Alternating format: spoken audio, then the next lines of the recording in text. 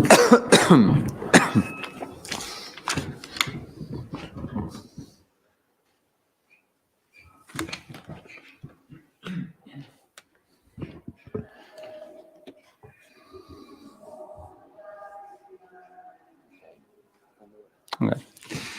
So good afternoon, everyone, and welcome back to our Migrantheatre Migration Perspectives in Euros conference for the second panel. This afternoon, we have a peculiar experience we propose. That is to say, we try to meet and discuss a bit the experiences of practitioners who actually work with migrants. This morning we discussed migrant theater experiences in several parts of Europe according to different perspectives from the scholarly position. Now we have the chance to see how practitioners actually work with them.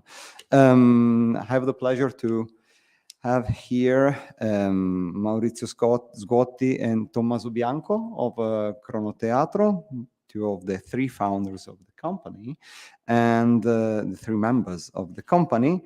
And I'm so sorry to say that Boubacar Ba and Alege Barra, who will be the key characters and the protagonists of the show and of this experience, are still stuck on a train getting to Bologna. So the train is late, therefore we try to wait a bit to have them here, but we must rely on the white ones at the moment. The problem is, and it is indeed a problem, that we relied on the black actors, on the Gambians, to speak in English. Because they do not. They will try to. You'll see, this afternoon show is in Italian, played in Italian with English subtitles for the occasions. But you will get in the mood of the show during this meeting. So I will introduce, we work this way.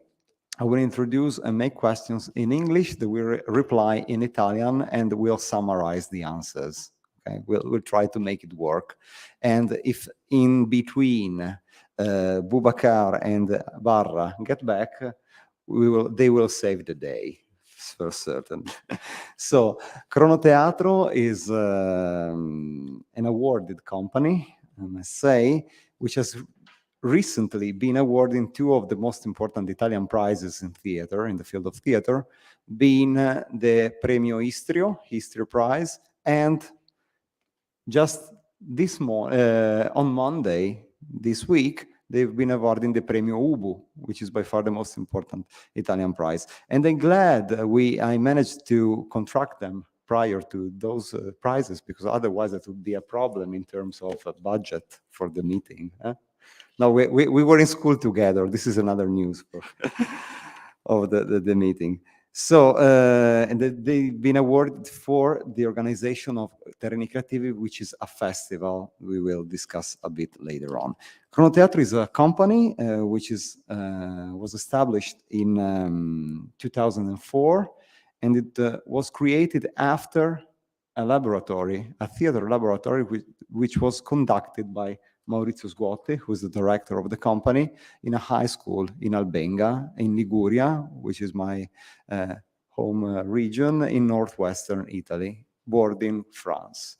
Albenga is a peculiar place for theater makers like them, because there are no theaters at all, there is no theatrical scene, and still today, Migrantheatre is one of the only two independent theater companies that are granted by the Ministry of Culture in Italy.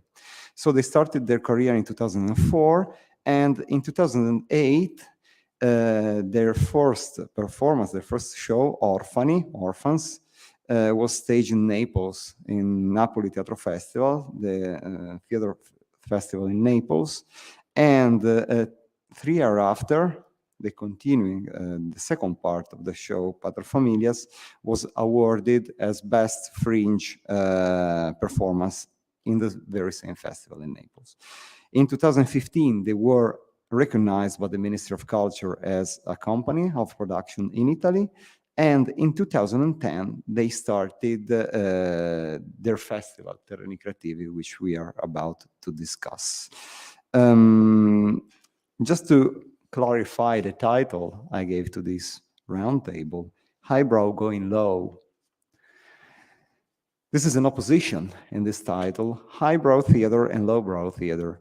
And this is precisely their attitude towards the work with migrants.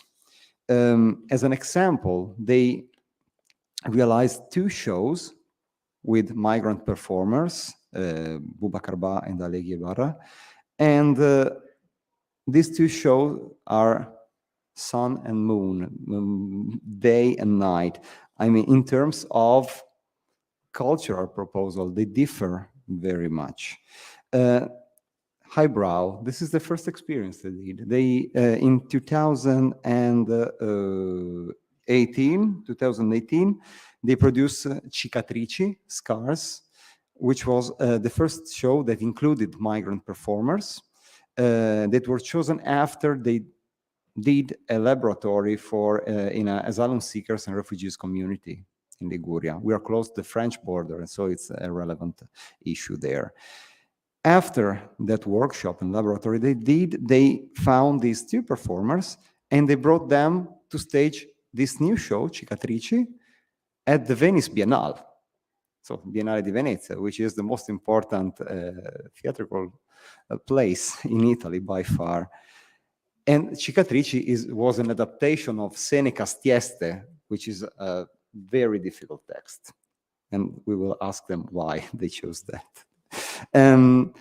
Right after 2019, they decided to work again with migrant performers in a more extensive way, and they produced the show we are about to see tonight, Sporco Negro, Dirty N-Word, okay? Which was awarded the Teatro del Sacro Prize, which is an important prize in Italy, in 2019.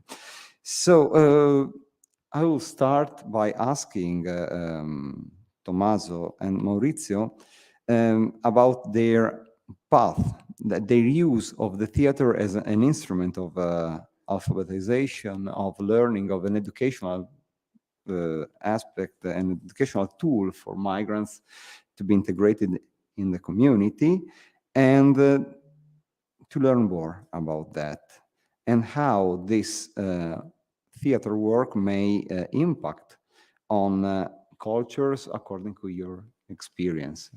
Ok, quindi lo teatro di alfabetizzazione. Ok. Sì, sì. Allora, buongiorno a tutti. Il laboratorio che noi abbiamo svolto con Boubacar e con Bara era un laboratorio che coinvolgeva un grosso numero di persone migranti dal Gambia, dal Senegal, da diverse parti del Sudafrica.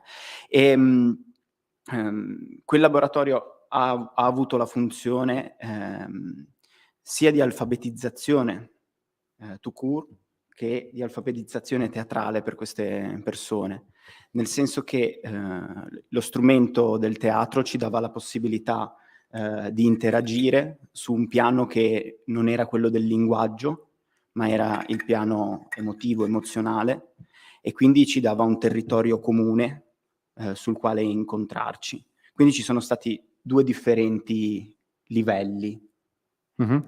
So they started work, briefly summarize, they actually started the work by working in a large community of migrants in Italy, including those 2 performers that they discovered there. They're non-professional actors.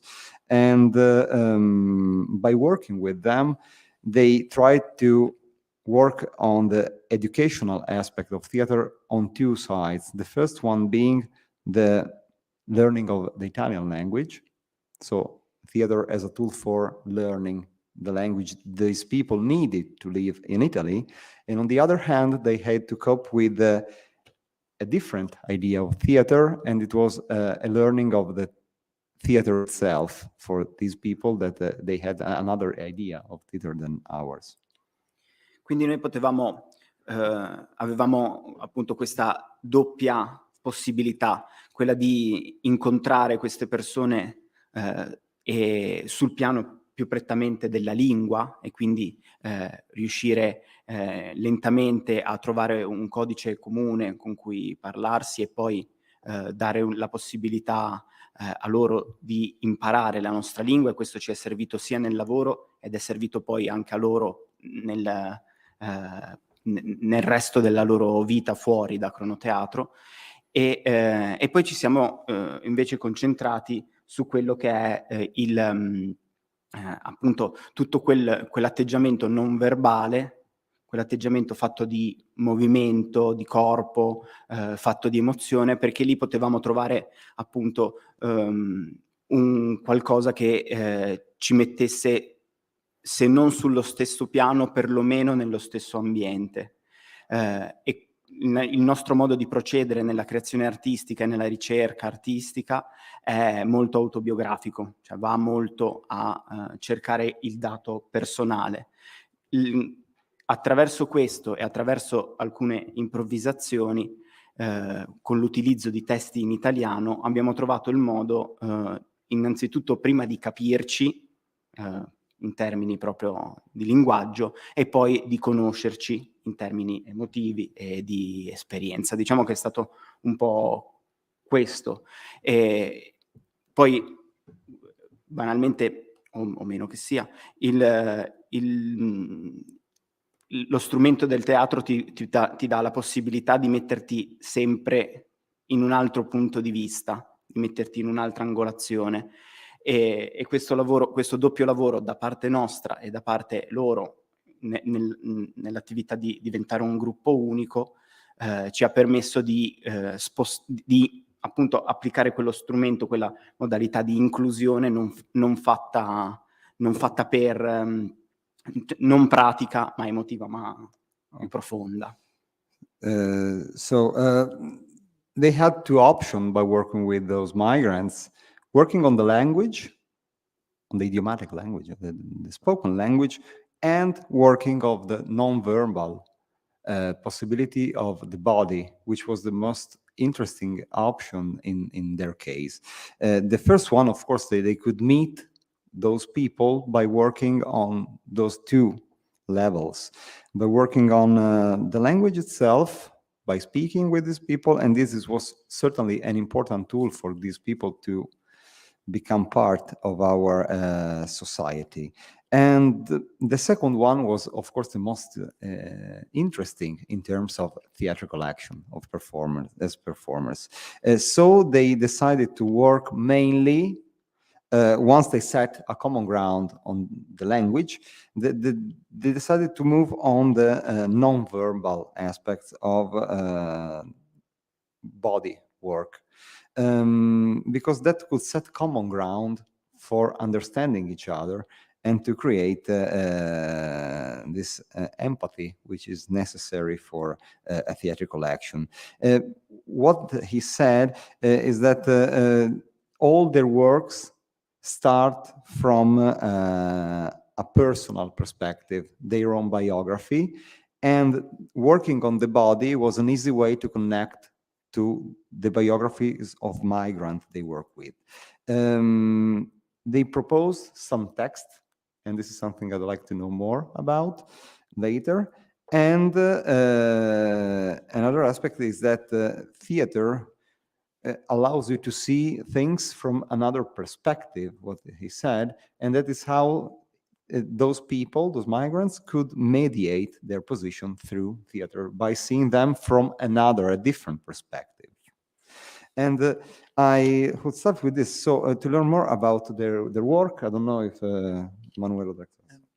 Going back to the first show with the migrants, that was Scarce, based on Tieste, written by Seneca. I would like to know why this show about the power. Okay, just a moment, because we have some trailers of the show, so you can get a more precise idea of what these shows, how those shows are made. I will start by showing you the first one, being Cicatrici, which is the highbrow production in Venice Biennale.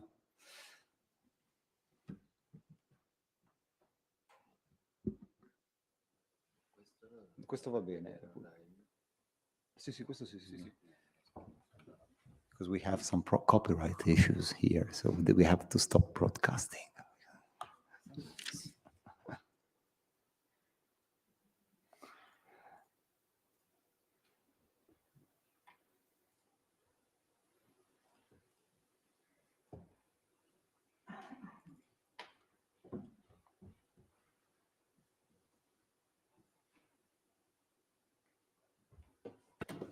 Spandete questo furore. Nida fai ogni caso. E nell'odio uno dell'altro. Abbia sete di sangue. Questo furore. La fatta sala furia cambirvi. Nida fai ogni caso. E nell'odio che non si nega. Abbia sete di sangue. Questo furore. Possiamo abbassare un po' le luci. Spandete ovunque questo furore. No, va bene.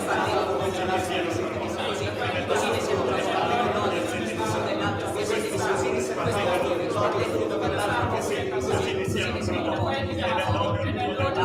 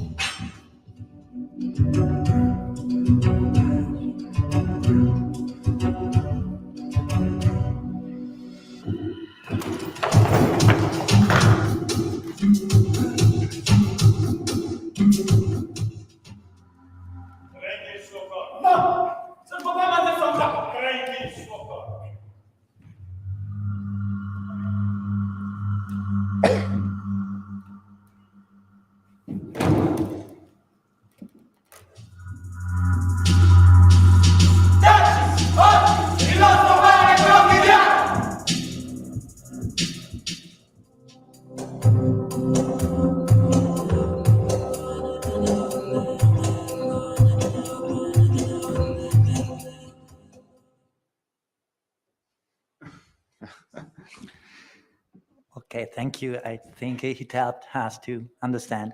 And I was saying, a show about the power. So how a migrant body helped you in this show? What was the necessity? It was an artistic, aesthetic necessity or also an ethic necessity? Quindi come... Diciamo che noi ci siamo avvicinati al testo di Seneca facendone una riduzione, cercando di adattare quel testo, come diceva prima il professor Paoletti, estremamente difficile, portarlo nella contemporaneità. Quindi diciamo c'è stata un'operazione sul testo per portarlo più vicino ai giorni nostri.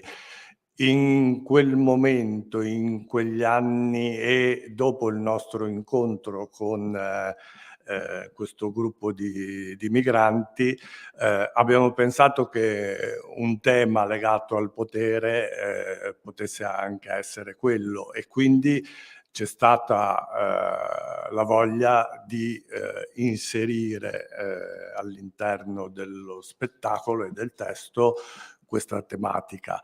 Il testo parla anche di esilio, c'è un esilio ovvio che è tutto legato all'esercizio del potere, ha un significato differente, però il potere diciamo anche esercitato sul diverso, sul migrante. Di conseguenza poi c'è un altro discorso, il rapporto, mi fermo per la traduzione. So I'll summarize a bit. So they chose to they started by choosing a text which is difficult, much difficult, like Seneca's Tiesta, which is a much complicated tragedy with lots of characters. It's a long text. It's a difficult one.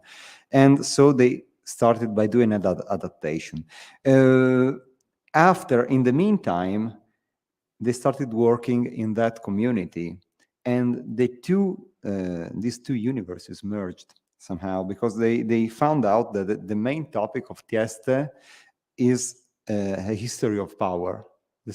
And the power connects to migration. And inside the text, they focused on the aspect of exile inside the text, which in that case, in Seneca, is connected to power. As a result of power, exiliation. But they found a way, they found the presence of a migrant body, a viable tool for telling a story of power and exile in the present days, which is what they were interested into. Come avete visto dal trailer, lo spettacolo, in scena ci sono personaggi umani e manichini. È un mondo di morti e abbiamo immaginato appunto che in quel mondo ci potessero essere anche i migranti, perché la morte, diciamo, accompagna le loro vite nella traversata del Mediterraneo per arrivare da noi. L'altro discorso è che con i due attori migranti noi abbiamo iniziato a fare un percorso che all'inizio voleva essere un percorso professionale, cioè cercare di aiutarli a trovare una sistemazione lavorativa. E quindi l'inserimento in questo spettacolo è stato anche una modalità per inserirli nel mondo di lavoro. Portarli alla Biennale di Venezia è stato sicuramente un'esperienza che ricorderanno per tutta la vita, perché non avevano mai visto una città simile. E il mondo del teatro in una dimensione, insomma, importante. So as you could see from the trailer, the show is based on living actors and statues, basically. Statues that were created by Cristian Zucconi. I had a bit with a sculpture based in Piacenza, and they were specifically created for that show. Living interpreters and sculptures, they have to cope together because they live the setting is a word afterward, a word of the death. And since death has a relevant role in the history, in the tragedy itself, and in the show, they thought that death is always at the side of migrant people when they cross the desert, when they cross the Mediterranean to get here to Italy. And so they found death and his view of Tiesta Seneca consistent with the presence of those Gambian actors. And speaking of the actors, of these two actors, they still aren't professionals, and they weren't at the time, but they started their work. Maurizio, who is the director, said that they imagine to include them in the company by making them become professionals, to find theater as a tool for inclusion also for workers, which is quite a bold and ambitious plan for theater in Italy and also abroad. This is something I personally add. This is my comment. What I said, we wanted to find a way to make them work, since they were refugees, asylum seekers. They could not work in the regular system, so they were included in the company. And it was also an occasion to bring them to Venice, which is a city they had never seen in their lives, and to see how the theater world worked at the highest level. So this was an opportunity.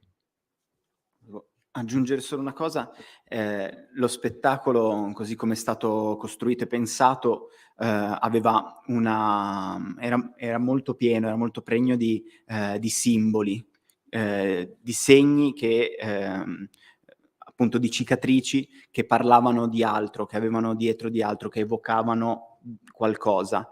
La presenza di due corpi così precisi nella loro possibilità di collocazione era un altro di quei segni che portava un significato senza il bisogno di raccontare una storia. Non so se è molto chiaro. Yes, see, he asked whether it is clear or not. It's not easy I'm not a professional translator, of course, so I will try to summarize and put something I also understood about that. So the show, he added, is full of symbol. There is symbology in there, and those symbols are the scars of the title. And by including in the show those bodies, those migrant bodies, those African bodies inside that were so precisely as they embodied the African people. When we think of an African person, that is the person we think of. And so they thought that the possibility of including the body itself embodied the possibility of describing their stories even without making them talk about their stories, because it was built on our imaginary. So that's it. So I'd like to ask chiederei al nostro tecnico gentilmente se possiamo proiettare. I'd like to move to the second show. We've seen the highbrow side of their production at the Venice Biennale, and then I'd like to move to tonight's show, which is, and here we have to cut broadcasting because otherwise si sporco negro. Otherwise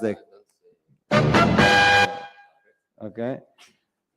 We can't even pronounce it during broadcasting, otherwise they cut the streaming. So this is censorship.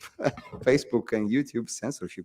But by the way, this is another question, because this is the title of the show, and they experienced some problems in promoting it due to the title itself.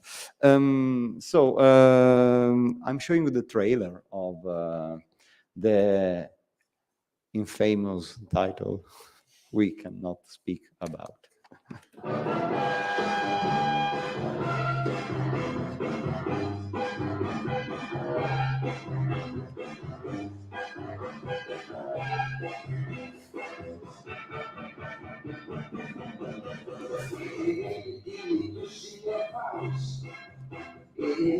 Dimmi come si può arrostire un negretto ogni tanto con la massima serenità.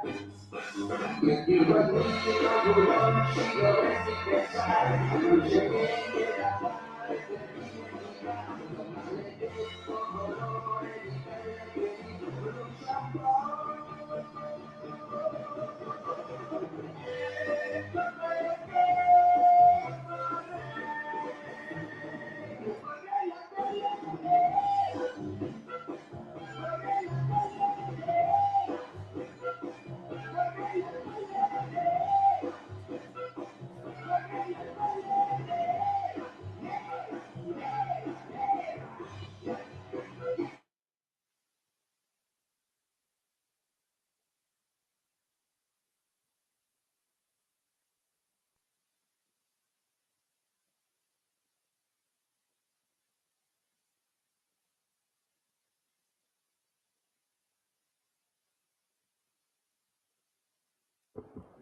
So I'll just say a few words for the sake of our foreign guests here. The song, we could not broadcast it, not only due to copyright reasons, but also because it was a hit in the 60s or 70s, I guess, in Italy. And it has, listen, nowadays it has a very racist text. It says, I'd like to have a black skin to do this and that and so on. I would like to roast a black person, which is not defined as a black person, but as literally defined with the N word, and so on. So it's a racist text, and the question is, how did you get here? Come siete arrivati a fare questo? Cioè, we have scars, cicatrici in mind, and then we find 1 year later doing that. How did you get there? Come ci siete arrivati? Allora, siamo partiti dal fatto che volevamo costruire insieme a loro, a differenza che cicatrici li avevamo inseriti, gli avevamo fatto fare gli attori, e quindi hanno interpretato un ruolo. Volevamo raccontare la loro storia in qualche maniera. Loro durante il periodo di laboratorio ci hanno raccontato la loro avventura per arrivare in Italia, il campo in Libia, quello che succedeva, le violenze che hanno subito, quello che hanno visto. E non dimentichiamoci che il 2018, che è l'anno della produzione, in Italia c'era molta attenzione sul tema migranti, era diventato il problema del nostro paese. Avevamo un governo che cacava molto la mano su questa situazione, e quindi in qualche modo ci sentivamo di dover parlare di razzismo, utilizzando però un modo di fare spettacolo che fosse più leggero, più vicino al cabaret, dicendo cose che possono sembrare divertenti, ma che riflettendo fanno pensare, insomma, a cose meno divertenti. When they started their work with scars, with cicatrici in Venice, they used these migrant bodies to be in the character, to get into a part, to play a role. And in 2018, which is the production year of that show, they decided that they felt that they had to tell their real stories of these two interpreters of Boubacar and Alaghi. In the meantime, they continued their work in the asylum seekers community. And by working with them inside the community, by getting to know them as person, they got to know to their real condition in life. They experienced everything they had experienced prior to getting to Italy, which means their travel towards the desert, their detention in Libya, tortures, their experience by crossing the sea, and finally getting to Italy. And they felt that they must tell this story because from their perspective, because in 2018 there was so much attention to migration in Italy, and thank God it was in the past. It was in the past. Nowadays the situation differs very much in Italy. It's no longer that situation. I mean, Salvini is no longer the Minister of the Interior. He changed, he's the Minister of Transportation, but at the time he was the Minister of the Interior in Italy, and he paid much attention to the migration problem, which had become the problem of Italy at the time. And so they felt that they had to talk of racism, and they thought that the most effective way for talking about racism in Italy was not the way of producing something highbrow like they had produced 1 year before, but it was something funny, the language of cabaret. or better, apparently funny, because once you laugh at the show, but then you feel bad because you recognize that it was not right laughing at what you've seen. This is what they said. Sì, una cosa che specifica di più questa scelta è che in quel momento, come ancora adesso succede, vabbè, però in quel momento era molto urgente, c'erano due narrazioni con due linguaggi differenti, o la narrazione della criminalizzazione delle migrazioni del migrante e quindi una narrazione che li vedeva ostili, nemici, ladri, stupratori, eccetera, oppure un'altra narrazione che magari possiamo anche ritenere più accettabile, che però era una narrazione paternalistica del poverini, dobbiamo aiutarli, ce ne prendiamo cura, come se fossero bambini, appunto paternalistica. Noi abbiamo cercato con lo strumento che ci metteva a disposizione nel teatro di sparigliare, di sconvolgere questi due linguaggi e di metterci in una via intermezza non frequentata, dove l'accettazione avviene anche attraverso la condivisione poi ne parleremo probabilmente, di un linguaggio. Parliamo di quello che volete, siamo a posto. No, è vero. No, ridevo. I was laughing because this is precisely what we discussed this morning in Giulia Allegrini's paper. That is to say, he says, we realize as practitioners, and that confirms what we discussed today, as practitioners, we felt that there were two ways of talking of migration, of feeling migration in Italy. The first one, they were criminals, pure and simple. The second one, it was what we call the humanitarian way. Oh, poor people, they need help, we must help them. And they found that paternalistic, somehow paternalistic. And they felt that theater could find a place in between those two narratives and find and give a more complex idea of the problem and more realistic and acceptable. Yeah, in fact, you were saying about the language. I think the language is the main topic of this show, because on one side we have a rough language that is insulting migrants, and it's very hard to hear even nowadays. And on the other side, another type of language that came from commercial, that industries used to produce with this language about full of stereotypes, I would say. Yes, I think that we must explain how the show is built. Yeah. If you can explain how the show is built, and then after why you chose to build it like that. Yeah, and in fact, I only wanted to add one thing about how this language react to nowadays circumstances with the politically correct, for instance.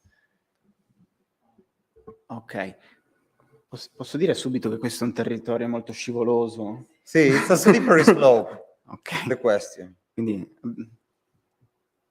noi abbiamo deciso di utilizzare un linguaggio forte, un linguaggio aggressivo, un linguaggio scorretto, perché su questo abbiamo un'idea che può essere opinabile ovviamente, però piuttosto precisa. Nel momento in cui noi utilizziamo quel linguaggio all'interno di una comunità dove c'è reciproca conoscenza, stima e affetto, dove ci sono delle regole che valgono per quella comunità, il linguaggio perde la sua accezione negativa o positiva, perché si veste di nuovi sensi dentro a quella comunità, esclusivamente dentro a quella comunità. Nel momento in cui il cittadino si confronta con le istituzioni e le istituzioni si confrontano con il cittadino, noi esigiamo che i linguaggi siano inclusivi, corretti e sostenibili in un qualche modo. Laddove noi creiamo dei rapporti che ci permettono di andare oltre a ciò che la parola porta, al senso che crea una parola, là possiamo dire quello che vogliamo. Quando noi ci rapportiamo, quando il potere si rapporta con noi e noi ci rapportiamo col potere, dobbiamo esigere un linguaggio inclusivo, giusto, e quindi benvengano tutte quante tutti quanti gli accorgimenti, anche grafici, utili a questo linguaggio, perché se noi nella nostra comunità ristretta ci possiamo permettere delle cose, le istituzioni non si possono permettere di non essere... La comunità ristretta in questo specifico caso era formata da noi, Cronoteatro e Bube Barra, dove si è anche creato un rapporto affettivo che ci permetteva di dire le cose peggiori con l'affetto più grande. Ecco. Sì, e poi aggiungo che nello spettacolo in realtà rovesciate perché rendete pubblico questo discorso volgare che è inaccettabile. Sì, poi c'è questa questione, è ovvio. Okay. We start back from that. What he says that the language is aggressive. The show, I'll tell that for the benefit of our guests and the people who hasn't seen it, it's based on sketches, on funny jokes. They constantly add funny jokes to one another along the show, and those are full of vulgarities, they are racist, and they laugh of them. And it's based on stereotypes. They were written on the screen, on the trailer. Those black people, of course, they're not defined as black people in the show, steal our jobs, they live on the trees, they have the big bamboo, and so on, and so on, and so on. Those are all stereotypes. The show is built on those stereotypes. And as regards the language, which is aggressive, which is vulgar, is unpolite, and he says our idea as people and as a company is that we have two different languages. The languages that we speak when we speak to inside our theatrical community, which is a community made of the two of us, the three of us as practitioners, and in that case, it was in a large community that included also the African actors. And in that case, we could be completely vulgar to these people because it was part of being a community. We had our own rules inside, and making fun of those stereotypes was made with affection, was part of the joke of being together.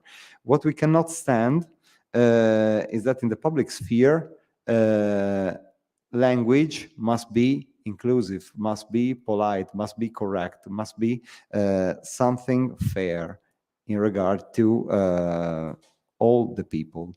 And what we did with our show is to see what happens once you move that vulgar language. We should be private in a public show. And we put in the face of the audience, and I think I answered the question. And I think I'll put something on another aspect on the table, and then I suggest you can answer questions from the audience, I guess. So I'd like to show the last trailer, just a second, about the festival they've been producing since 2010, whose name is Terreni Creativi, Creative Terrains in English. It is a festival which is based in their hometown, Albenga, which is the largest plain in Italy. They have heavy agriculture industry in there, and they decided, since they don't have a theatrical venue in that place, a real theatrical venue at least, in that place, they decided to bring theater inside those agricultural sites, and in places there are non-theatrical places, including migrants inside them that work in those places in the show. Prego. Sì, questo sì. Certo.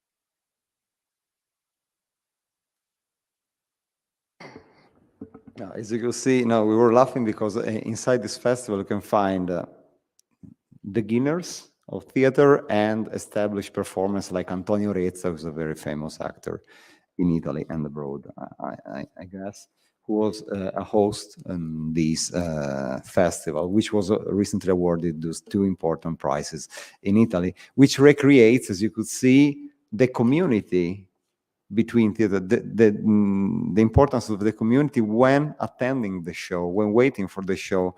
Though the main aspect of this festival is that you meet there at 6 o'clock in that queue. It takes place in the summer, as you could notice. And you get to the show, you start by listening to a book presentation or something like that. Right after, then you attend a performance, a dance performance, usually. Then you have dinner all together with the artists as well. So the audience and the artists all together, you eat. After that, you attend the main show, for instance, the one of Rezza or others. And after that, you keep staying together. Once again, you mixed again with the artist by dancing, by eating, by staying there until late night. Drinking, of course. It's a relevant part of being a community, of course. So would you like to say a few words about Teatro Iniziative, or we can move to the questions? Allora, Terreni Creativi nasce per l'esigenza nostra di portare il teatro fuori dai luoghi convenzionali e per una rete che si è creata attorno alle aziende agricole della piana di Albenga. In Liguria esistono 2 pianure, una La Spezia e una ad Albenga, dove ci sono i più grandi esportatori di piante aromatiche a livello europeo, quindi abbiamo pensato di unire l'eccellenza produttiva con l'eccellenza culturale, e da 13 anni questo festival esiste. Non sappiamo se continuerà a esistere perché i problemi sono tanti, anche se le gratificazioni con i premi ci sono, arrivano, ma non bastano. Che dire, per noi è importantissimo perché attorno al festival si è creata una comunità forte, numerosissima, che sente quell'esperienza come propria, quindi lo aspettano, partecipano come volontari. C'è un gran fermento e una grande voglia che questa manifestazione continui a vivere.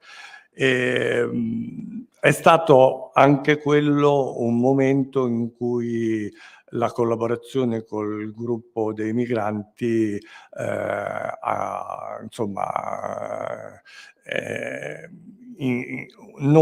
non sta continuando, perché ovviamente, come potete capire, hanno la necessità di avere un lavoro che sia fisso o comunque che sia costante. Noi purtroppo la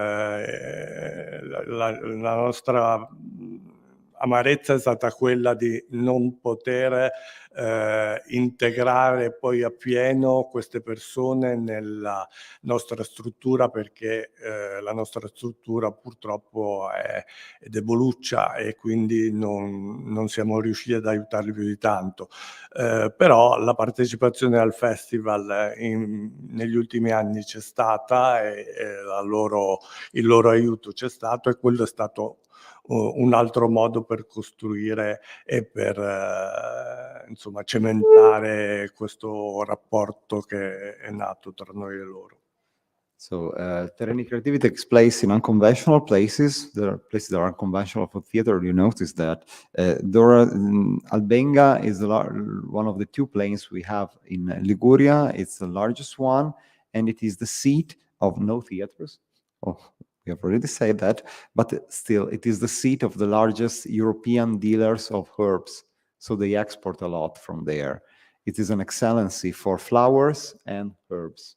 They export it in all Europe from there. And so they decided to put an excellency of agriculture with an excellency of culture that they had become to share places and to share and to mix experiences together. He said that, Maurizio said that they wish this experience could continue because despite the awards that are still important, you cannot finance the festival since the Ministry of Culture decided not to grant it.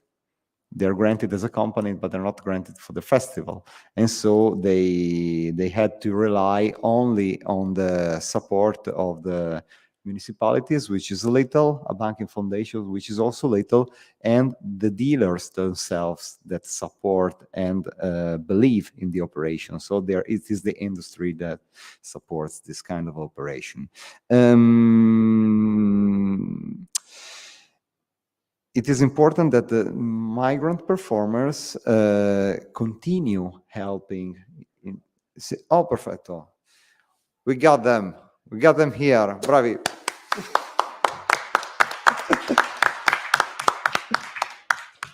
Despite the train and all the delays, so we're glad to having you here, Boubacar. So we'll try to find your place. Buongiorno, a place here. And se intanto vuoi fare un riassunto di quello che abbiamo detto?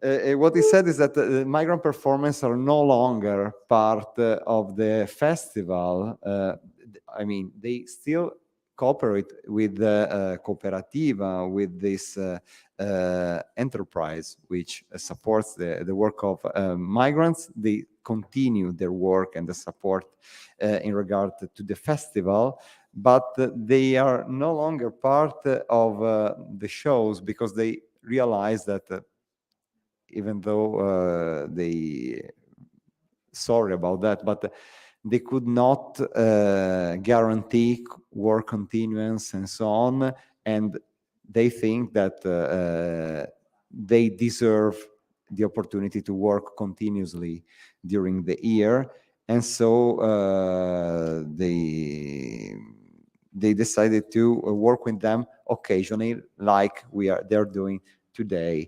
And welcome, Boubacar and Alege. Ce l'abbiamo? Okay, so we'll try the seats. We'll find out them.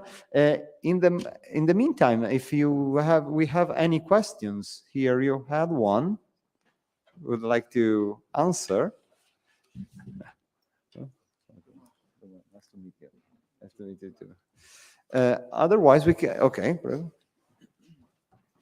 So, Sofia, first question.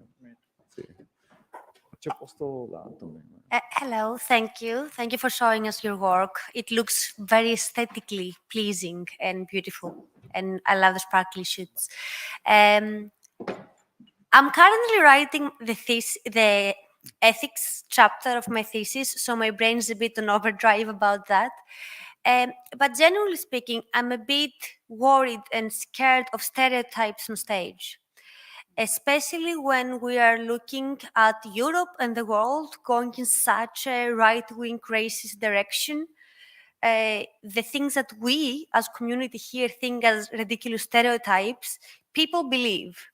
So what is the responsibility of the artist of putting these things on stage? Avete capito la domanda? No, c'è un problema. Allora, c'è un problema etico e lo spettacolo è costruito su stereotipi. La domanda è questi stereotipi sono stereotipi che al di fuori della nostra comunità, dei presenti, sono stereotipi a cui la gente crede. Sì. Come avete reagito voi? Come avete reagito voi invece a questi stereotipi? E un po' il discorso, connects to the question he was made about the vulgarity of the language. How did you react to that? Allora, inizio io, poi magari se volete.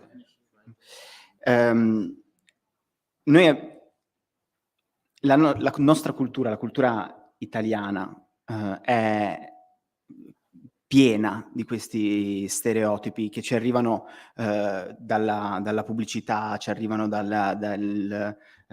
soprattutto cioè, da un dopoguerra in poi c'è stato una forte stereotipizzazione dell'Africa, dei suoi abitanti e dei suoi prodotti attraverso gli strumenti mediatici di massa. Okay, quindi attraverso la TV, la radio, e questo ha creato un sostrato sopra il quale anche si sono agganciate tutti quanti quegli stereotipi che ancora oggi resistono. Durante lo spettacolo alcune di queste pubblicità vengono mostrate, si vedono in tutto il loro razzismo. Ecco, prendere questi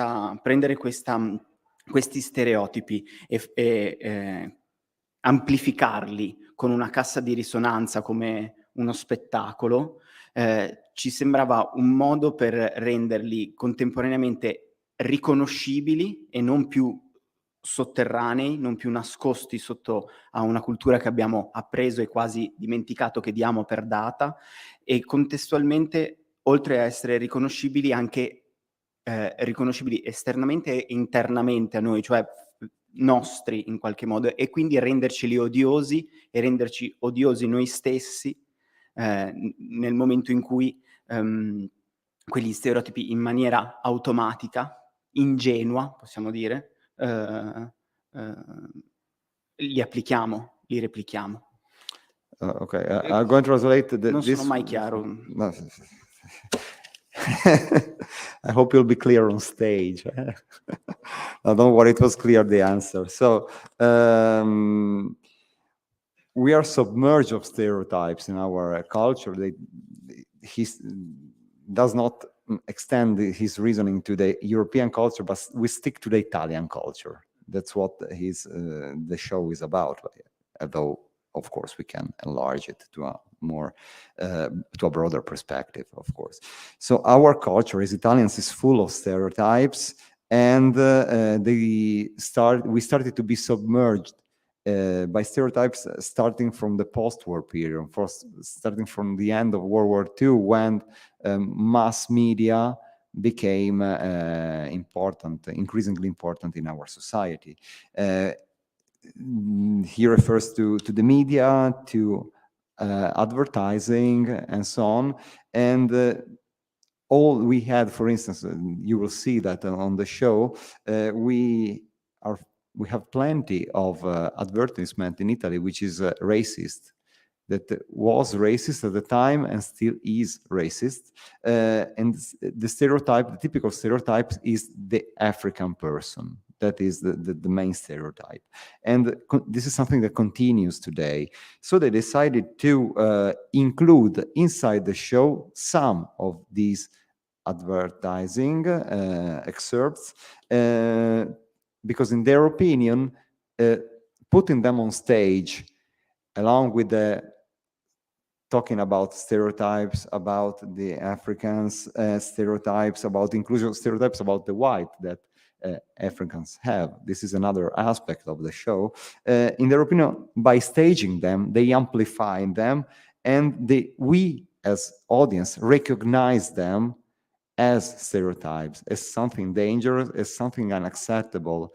We recognize that since they're no longer hidden, we can recognize that they are part of our society, and they're part of our inner perspective of the other, of the migrant. And that makes, in their opinion, by staging them, raises awareness in the audience, who recognizes the stereotype. And we, as a spectator, I cannot stand that in the first place I laugh, and then I think again, maybe it's not proper laughing. This is the answer. I don't know if you'd like to add something in this regard about stereotypes, anche in italiano. Se no, non c'è problema. Niente. Ok, no problem. Ok. Prego. So you spoke about an inner community. In inglese o in italiano? Falla in italiano, dai, che Italiano, semplifichiamo la vita. Parlavi di una piccola comunità in cui vi sentite, come si dice, che è ok usare un certo tipo di linguaggio. Mi chiedo come poi questo linguaggio venga ricevuto dal pubblico, o nel senso, se avete, con un titolo così forte, immagino che abbiate già in mente un preciso pubblico, e se avete del pubblico di colore, come il pubblico di colore reagisce a questo. E poi avevo un'altra domanda che adesso non che era invece riguardo al il fatto che dicevate che c'è un insegnamento dell'italiano, e quindi questo linguaggio come si mingle, come Integrazione, ho detto io. sì, come si integra con invece questo linguaggio del corpo, che metodologie usate, ecco. Vai. Allora, dal punto di vista il pubblico, diciamo che accetta il gioco. Non abbiamo fatto molte repliche di questo spettacolo per una serie di problematiche, eccetera, eccetera. Però diciamo che non ci sono mai stati problemi, e abbiamo avuto anche degli spettatori appunto di colore, ma non c'è stato. Io credo che... È talmente chiaro, almeno pensiamo, poi tutto può succedere, ed è possibile anche affrontando pubblici più numerosi che possa succedere. Però il meccanismo del gioco all'interno dello spettacolo è molto chiaro, e lo si accetta. Translate briefly. The question was, how do the audience react to the show and to that language?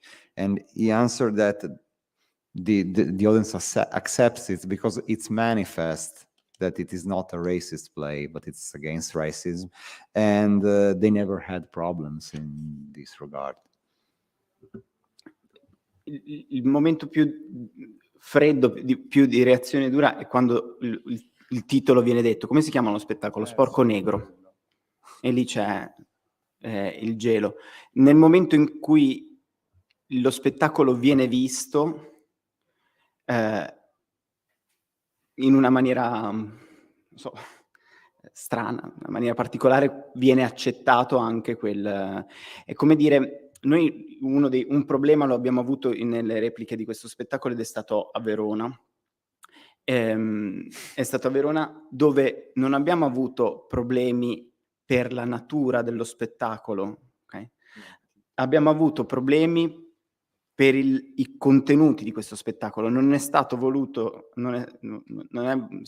fare la promozione, non hanno voluto fare promozione, non sono usciti articoli, non perché lo spettacolo aveva il titolo Sporco Negro, ma perché lo spettacolo poteva parlare di inclusione e di relazione tra persone provenienti da diversi paesi del mondo. Quindi in quel momento lì l'attenzione si era già spostata su chi avrebbe dovuto avere il compito di promuoverlo, cioè i giornali locali, diciamo, non tanto su quel titolo lì, che invece poteva andare anche a far gioco, non so, a far notizia in qualche modo, ma evitiamo di parlarne perché è uno spettacolo che usa un linguaggio che userebbe una determinata parte politica, una determinata parte, che però mette nelle condizioni di capire quanto quella cosa lì sia sbagliata, sporca, ingiusta. Quindi l'unico problema di promozione che abbiamo avuto è stato per i temi dello spettacolo, non per il linguaggio, non per il titolo, che pure è sporco negro. What is? I'll briefly translate. Just a second. Okay. So what makes people stone cold, when ice cold, when is not when they attend the show, but when they listen for the title, read the title for the first time. I mean, the title is harsh, is violent, and is put in the face of the spectator. And but they think that once the show is seen, the people accept even that kind of title. And about the problems they had, they only had problems in one city, which is Verona, which is historically right-wing city in Italy. And in that occasion, they put the attention not on the title, but on the themes of the show itself. And it was not promoted. Is what he said. The local newspaper refused to advertise and to promote the show because of by saying that it was because of the title, but actually it was because of the content of the show. And so the title became an easy alibi to say, we are polite and we cannot promote such a racist thing. And what they added as a company, that is the language people in Verona and in other areas of Italy actually use to talk about Black people. Another question there? In italiano.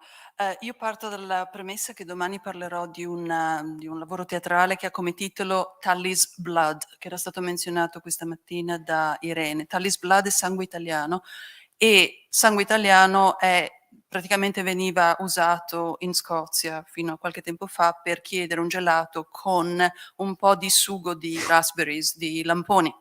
Questo per dire il contesto razzista di quel titolo. Nessuno si è mai posto nessun problema intorno a quel titolo, si è mai, diciamo, trovato in difficoltà, e per di più quell'opera è diventata parte del curriculum nazionale scozzese, per cui chi fa National English 5 fa quel testo, e di nuovo tutto il materiale pedagogico intorno a quel testo non c'è nessun richiamo al titolo e nessun richiamo al tipo di... Ecco, allora parto da questo contesto per chiedere: il titolo non potrebbe essere più piazzato proprio sulla faccia dello spettatore, per cui mi domando, quando tu, Matteo, prima dicevi che chi viene allo spettacolo reagisce ridendo e poi capisce quanto è sbagliato, mi domando se questo sia il lavoro drammatico e psicologico dello spettacolo, visto che il titolo è così chiaro, cioè nel senso sporco negro non potrebbe essere più problematico, e chi è stato raggelato dal titolo poi non può arrivare, diciamo, in platea, sedersi e ridere. E quindi mi domando se davvero ci sia stata una risata durante lo spettacolo. È possibile? Ci sono state risate?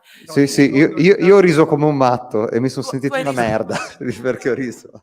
Ok, No, ok. ci sono risate continue perché Risate. sono scenette da cabaret, quindi ci sono cose. Però all'inizio, quando si inizia a ridere, lo spettatore teme ha un po' paura, poi si lascia andare, ma perché non è ancora entrato nel gioco. Però lo spettacolo ha una serie di situazioni comiche, tra virgolette, per cui la gente si diverte al di là del titolo. Ok, grazie. Per me è una tortura, ma comunque... I translate a bit quickly. Federica discussed about Tully's Blood. This was the name of an ice cream in Scotland, by making reference to the Italian blood, by defining the raspberry flavor of the ice cream. And the question is, the title is so explicit that people apparently cannot laugh once you get there. You perfectly understand since the very beginning that you cannot laugh there. And I experienced personally as a spectator that it does not work that way. I read a lot. I laughed a lot when I attended the show, and I feel bad for that. And what Maurizio has added as a director is that the show is funny itself, and people laugh a lot during the show. The problem is that they feel uncomfortable by laughing. At the very beginning, you can feel it in the audience that they want to laugh, but since nobody is expected to laugh with such a racist play, they feel uncomfortable. But then they laugh more and more during the time. We'll see tonight if that's true also here in Bologna. We'll see that.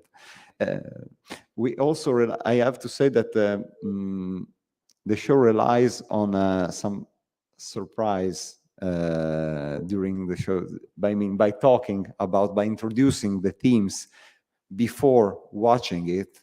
may ruin this effect, in my opinion. But this is my personal view. Ekin?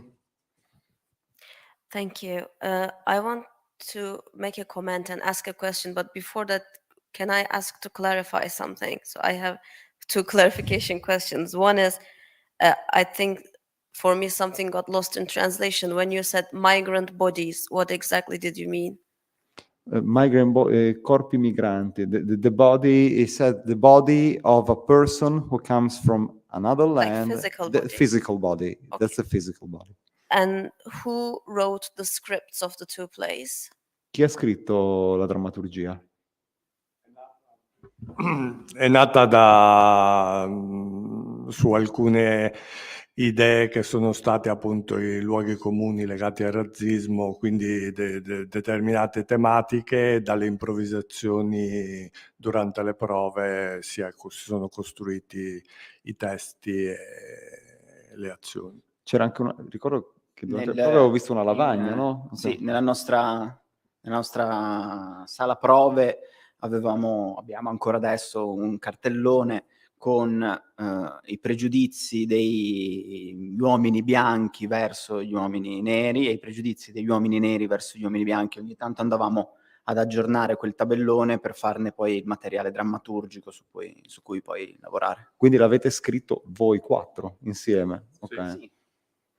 So the text was written by the four of them, and it is based on improvisation. This play, Yes. or both of them? No.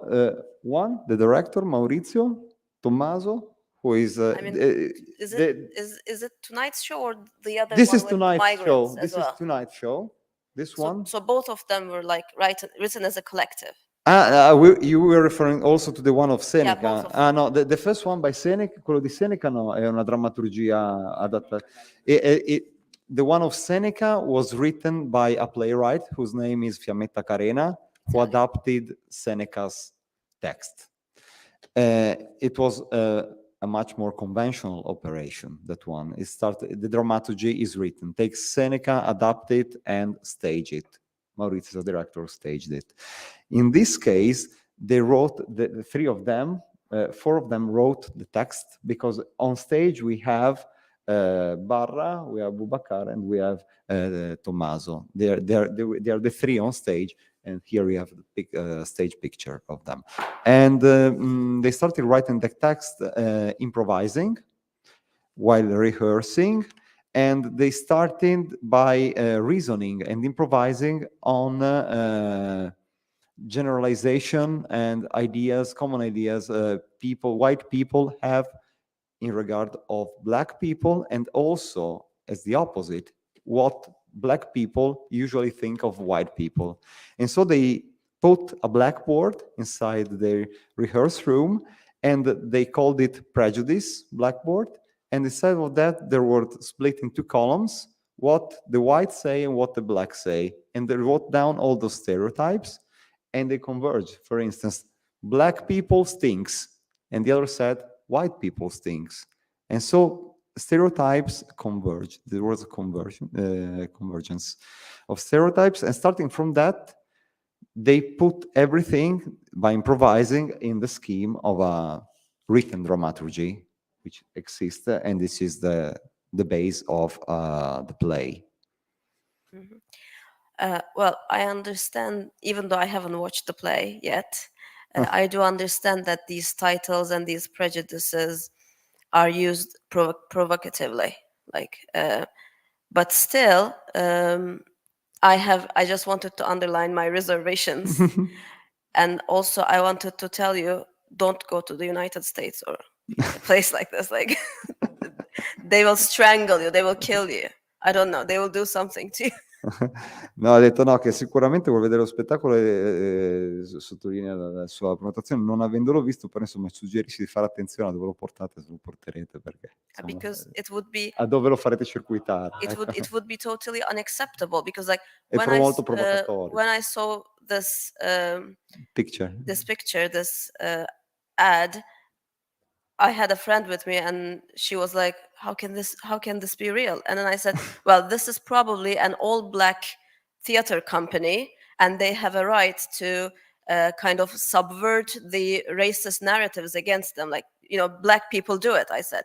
And after I listened to you coming here, I realized that it was not made by an all-black company, but a mix. And it wasn't even a mix. It was an Italian company in which immigrants or black people were included later. So I think it's still a problematic, given both Italy's and Europe's fascist and racist legacy and history. So I think I understand that you're trying to problematize this, not accept this, question this, but still, even the language you use when you talk about this, the us and them dichotomy, I think in a way reproduces these tropes. And I was wondering, especially watching the first play, the clip from the first play, that if referring to these people as migrant bodies, along with sculptures, objects, in a way, also strengthen the idea of objectifying the real agents. So I'm wondering, who are the subjects? Who are the real agents in theater? So this us and them dichotomy, I think, gets in a way also repeated. And it's not out of politeness for me. I couldn't care less about politeness, but it's about politics and ethics at the same time. So I am wondering, my final question is, how would repeating the stereotypes subvert the stereotypes? So I think, for example, in the idea of reiteration, in a Derridian sense, or in the way that Butler talks about it, in order to subvert a hegemonic position, you would need something more than repeating. Yes, repetition itself, but other than empty repetition, you would need to vitiate the power mechanism there. So you would render it powerless, or by decontextualizing it, I don't know, like, because I haven't watched the play, I don't want to speak so strongly about it. We'll discuss it tomorrow after decide. watching Okay. it. It will be easier to answer. No, I see your point completely, and I don't know if I understood the reasoning. So, did you get it? Would you like to answer it? To say? I would just like to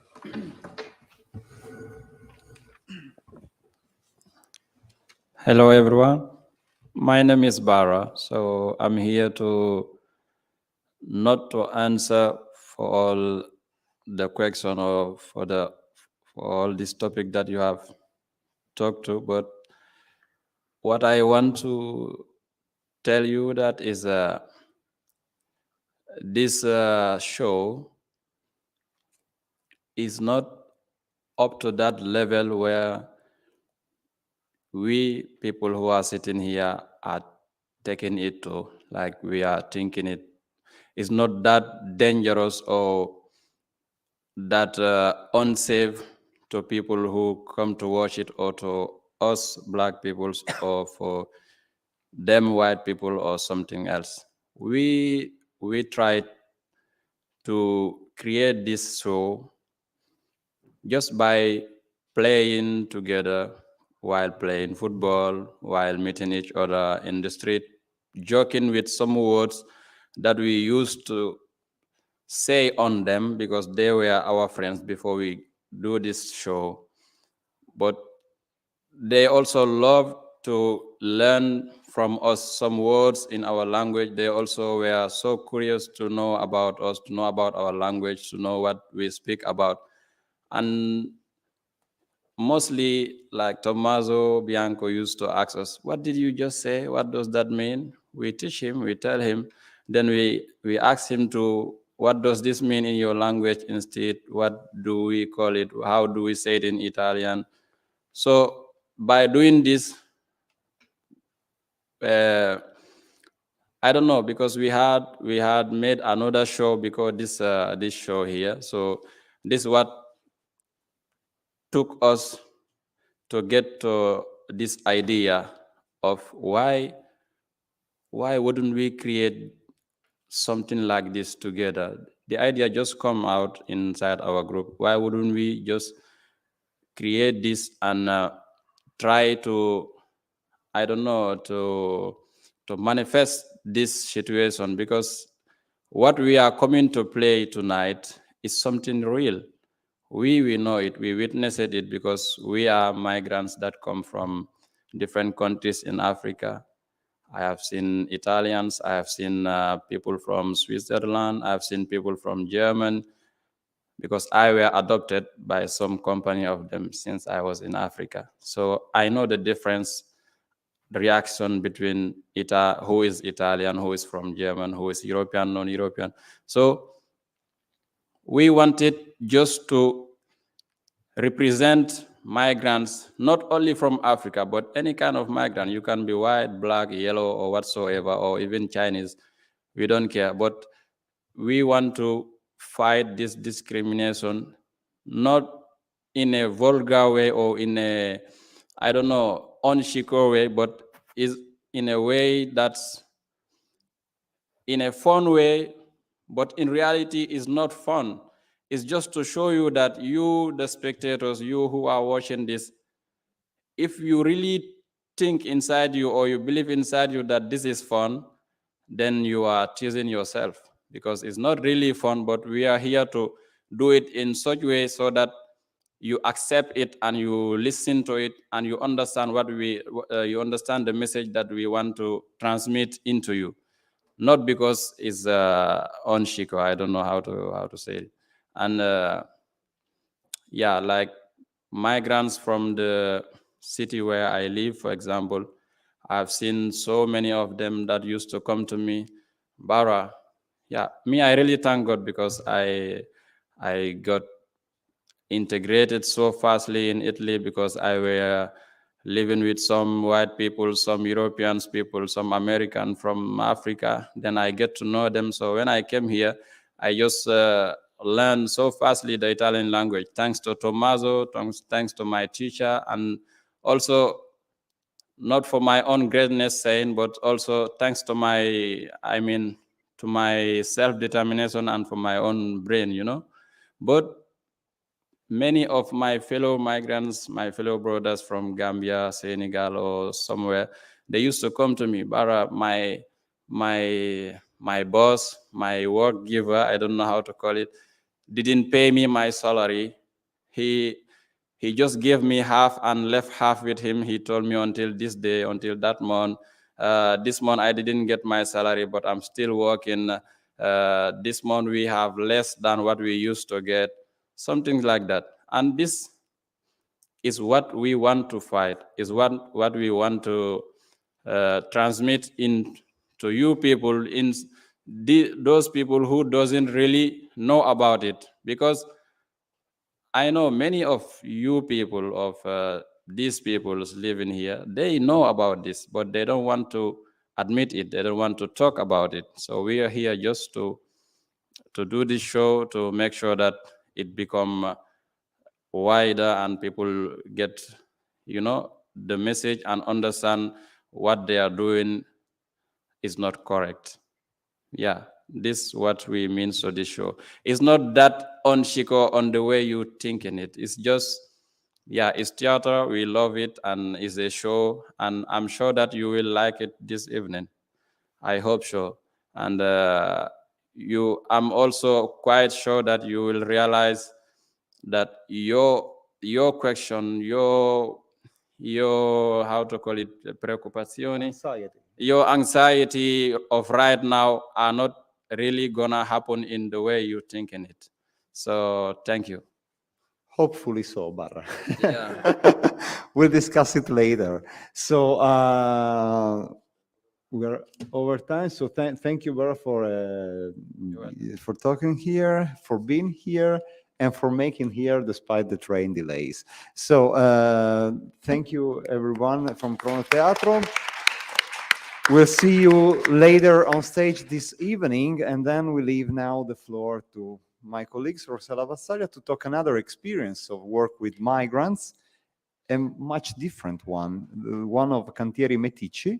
There is a round table at the moment, and then after that, we will experience the workshop and the cubes, the boxes you've seen outside.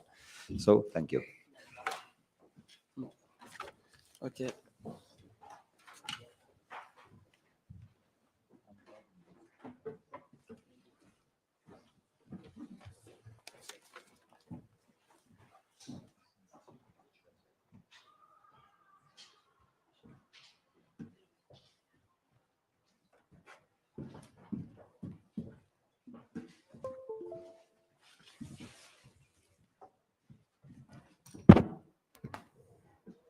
Qualcuno ha dimenticato il telefono.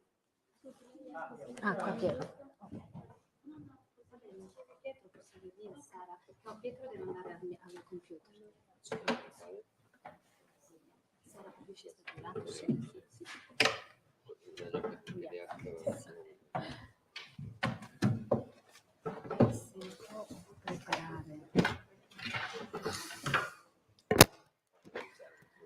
Hello, good evening, everyone. Thank you, Matteo, for inviting us and for inviting me to coordinate this table.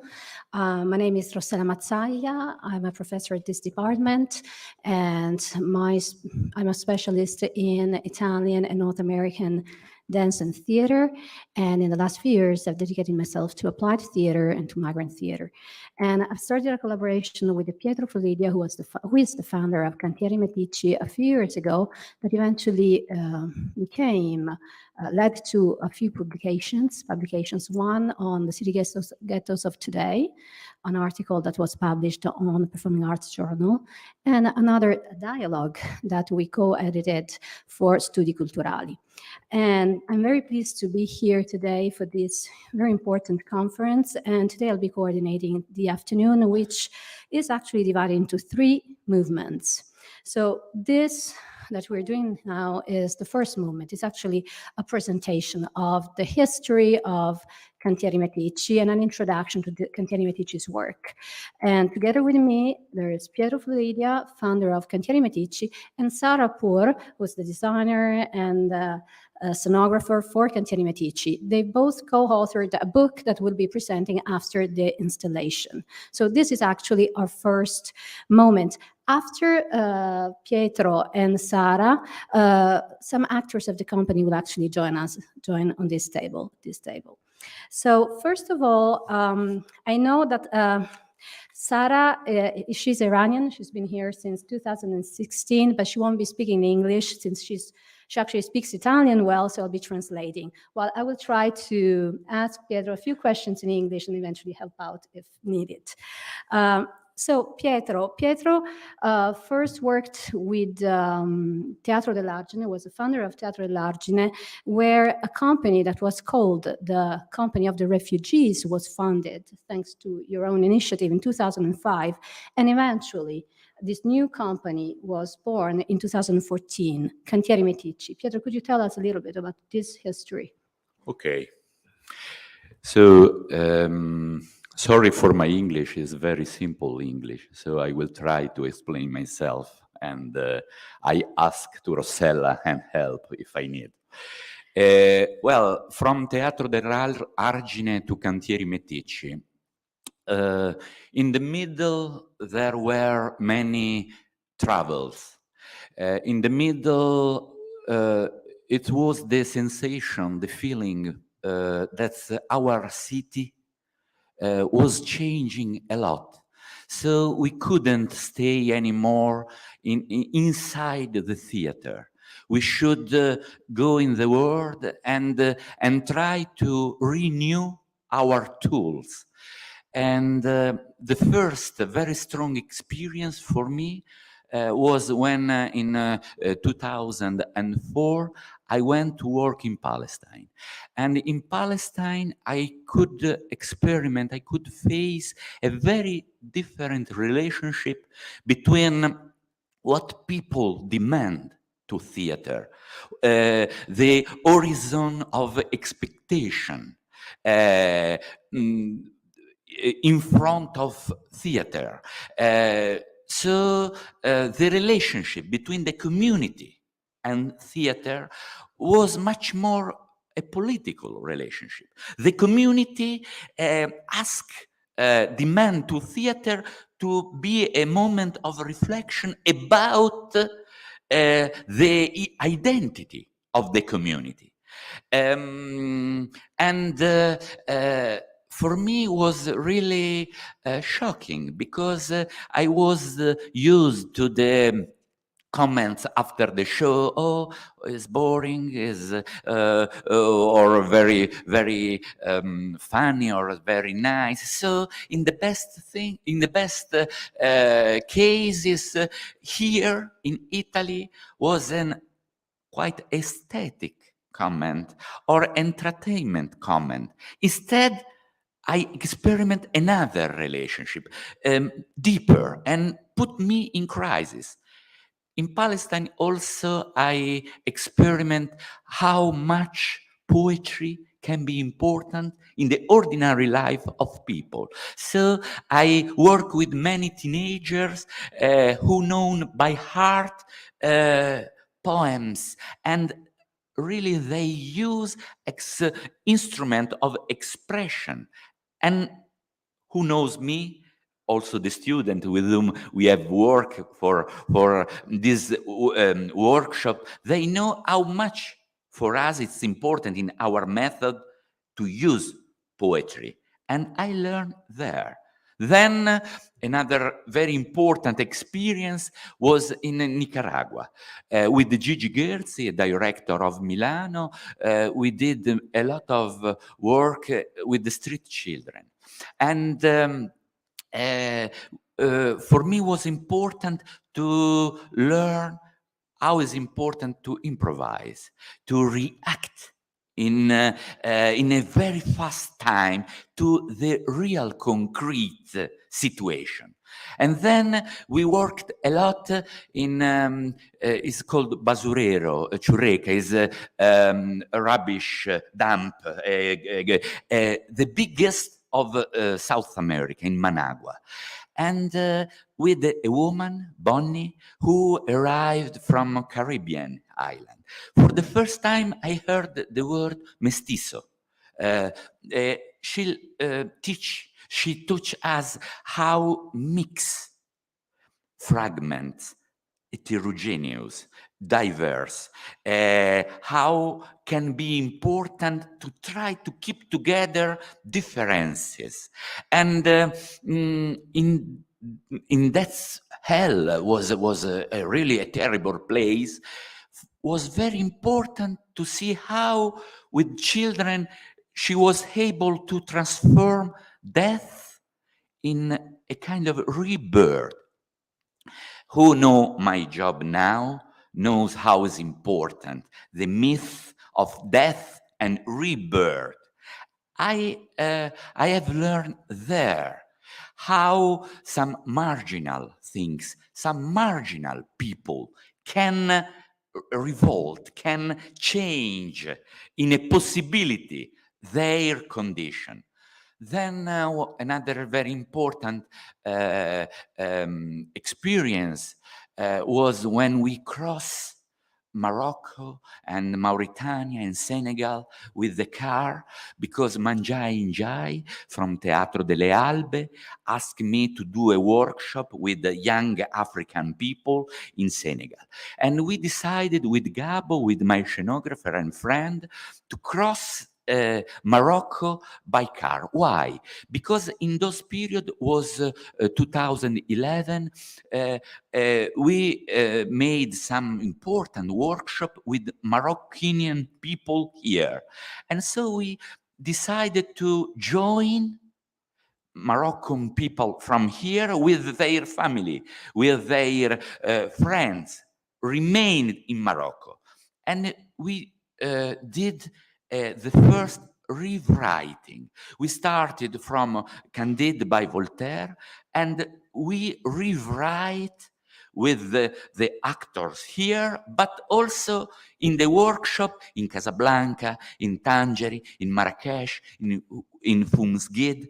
So it was the first time that we tried to create a community together in rewriting a classic. Then when we arrived in Senegal, we faced the experience of Manjai, someone able to transform a desert in a garden, but also using culture to do it. Also to invest in young people, also to cultivate really land. And so we start to think culture as something which can transform a desert in something.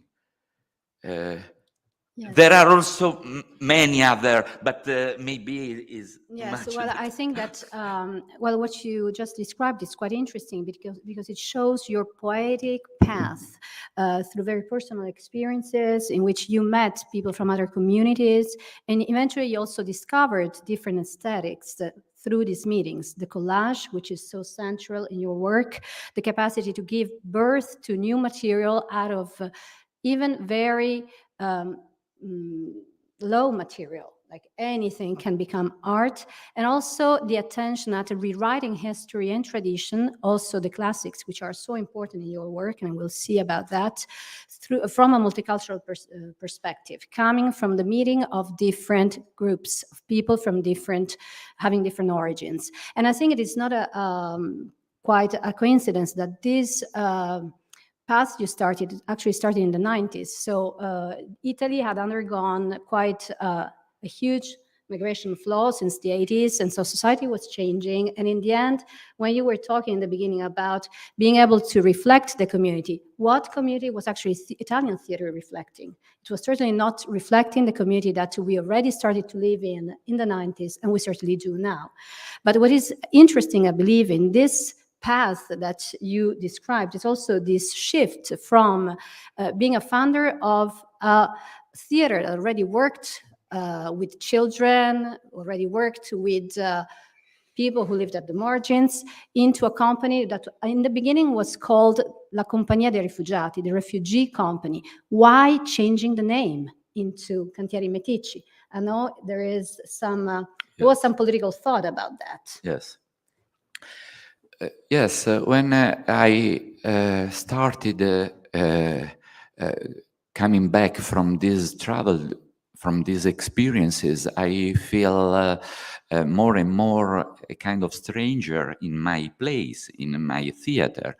So I needed to try to face in our city, which were changing, people arriving from another world. So we started doing some workshop in Asylum Seeker Center.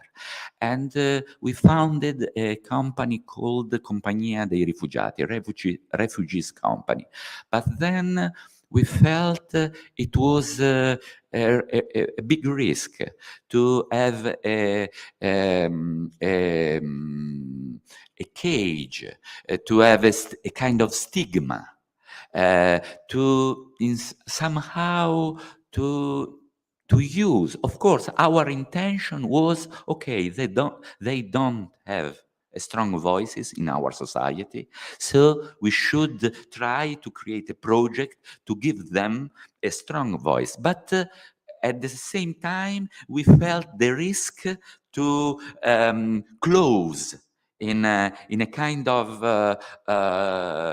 label. And so we start thinking, okay, we want to mix people, not to have a company of refugees. It's not right. We have to mix, to try to mix people, to call people with really heterogeneous experience of life. So not only because of the culture they arrive, but also for age, for level of studies, for many different reasons. We try to develop a poetic in which very different people try to find something in common and express these big differences. And so we feel more comfortable inside this name, Cantieri Meticci. which in itself could be problematized, because in fact, whenever we think about anything somehow referring to a mestizo nature, we know it's never totally this way. There's always someone somehow giving voice and someone having maybe being welcomed within a structure that has already been somehow thought and conceived. So who's actually being mestizo and who's actually directing? So there is a lot to say about that. But at the same time, we can understand the reason for that, for this choice, which could be problematized in the same aesthetics we were describing, because the collage and the assemblage is actually what makes your theater. And in your theater, at one point, Sara comes in. She wasn't in the beginning, but since 2016, you joined Cantieri Metici. And I know Sara always prefers to speak through her drawings, designs, and films. So I don't know whether it's the first time you're actually accepted to speak, maybe. So I will not embarrass you, but I would like just to ask you, when you reached Cantieri Metici and what is your role and experience there, then she will actually be contributing through her own voice, which is mainly made through her drawings in the second part, in the third step of today's afternoon. Sorry, are you speaking in Italian? I prefer not to speak English. Io agosto 2016 sono arrivata a Bologna per studiare comics, fumetto e illustrazione e Accademia di Belle Arti. Avevo in attesa di l'esame che avevo dato per fumetto, ce l'avevo 2 mesi, ho conosciuto, ho preso lezione di italiano, accanto a questo corso italiano Pietro faceva prova di uno spettacolo, Titanic, lì ho conosciuto Cantieri Metici e Pietro subito mi ha chiesto sul mio lavoro che cosa facevo. Io ho 5 anni in Iran, ho studiato grafica, avevo esperienza come illustratrice in casa editrice, mi ha chiesto se porto anche il mio portfolio a vedere tutta compagna. Ha visto, mi ha chiesto per l'inaugurazione di Cantieri Metici, che c'era in febbraio 2017, facciamo una mostra. Dopo Pietro in dicembre va in Iran, prende tutte le mie illustrazioni da mia mamma, porta qui con più di 100 di mie illustrazioni, facciamo una mostra per l'inaugurazione. Dopo, mentre stiamo lavorando, mi chiedono se riesco a trasformare forma di... la mappa, la pianta dei magazzini. Di dove c'è Met, trasformare le cose diverse.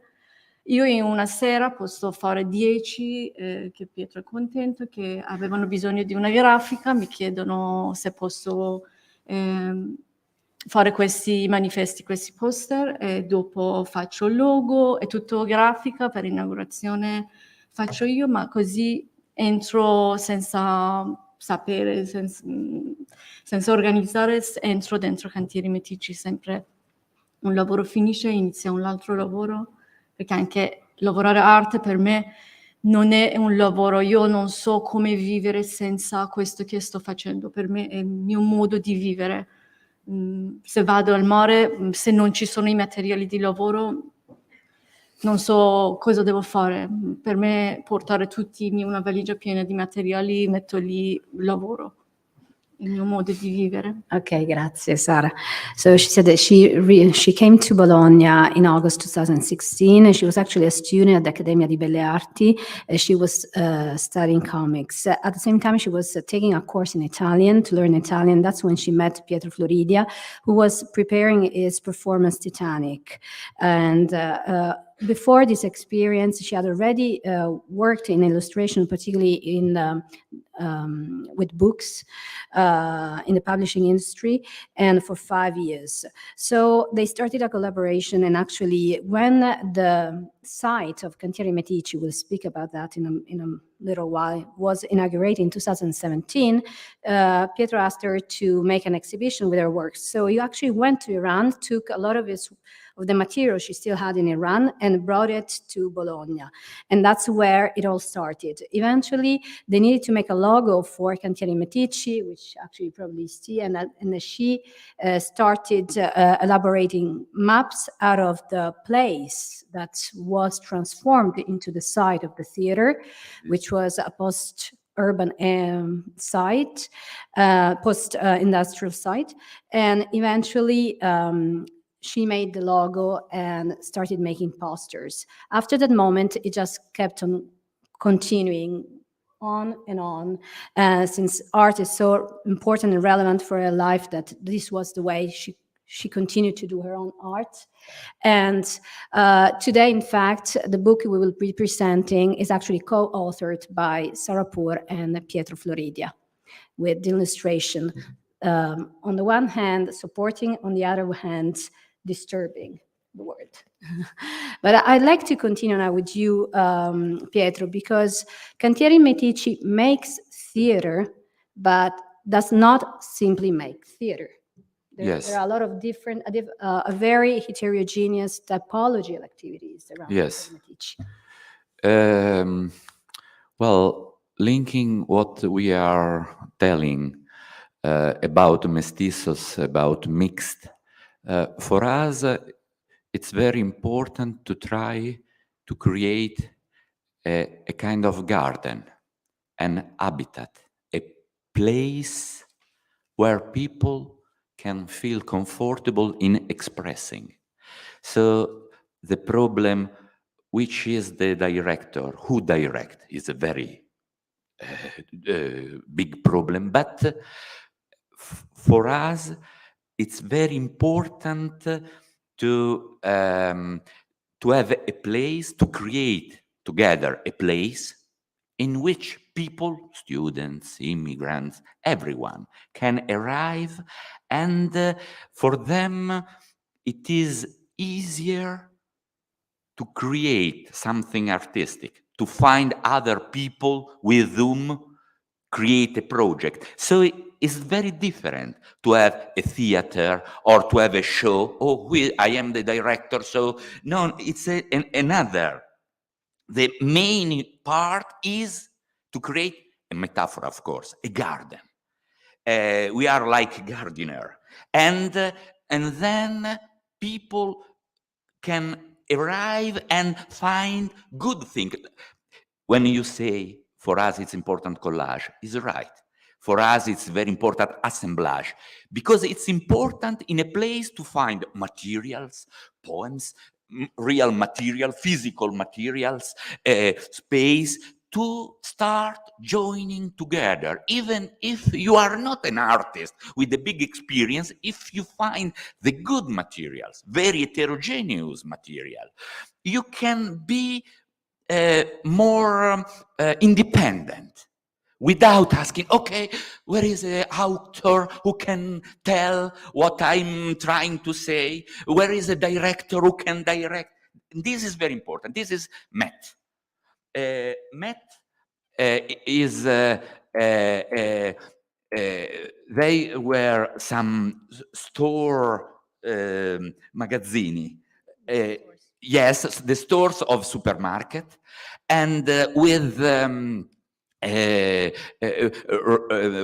recycle of things, with garbage, we build together everything. So, for example, we take doors and windows, and the first exhibition of Sarah was putting her drawings in a frame by old windows and doors, etc., etc. We build this place with our hands, all together. Our scenographer with refugees, with students, and this was very important. It was so important because we understood that to build something concrete together is very important then to try to decide which direction this thing, this assemblage built together can take. And so we experiment that to build a place was to build a team of people, a group of people. was really fundative of our practice. That's why we continue. That's why we decided to make this practice, this participatory process of building something very big together, became a very important line of our job. Then another activity is to try to create some company of non-professional people for each neighborhood of Bologna.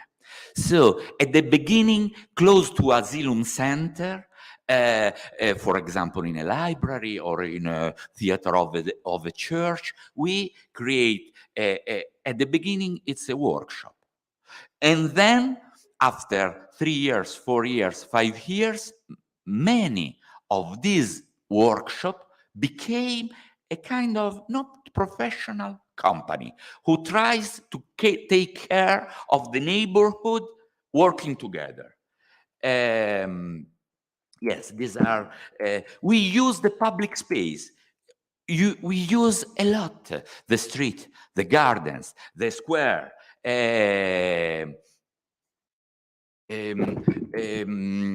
because in the public space, it's very important to be present. For example, in this case, we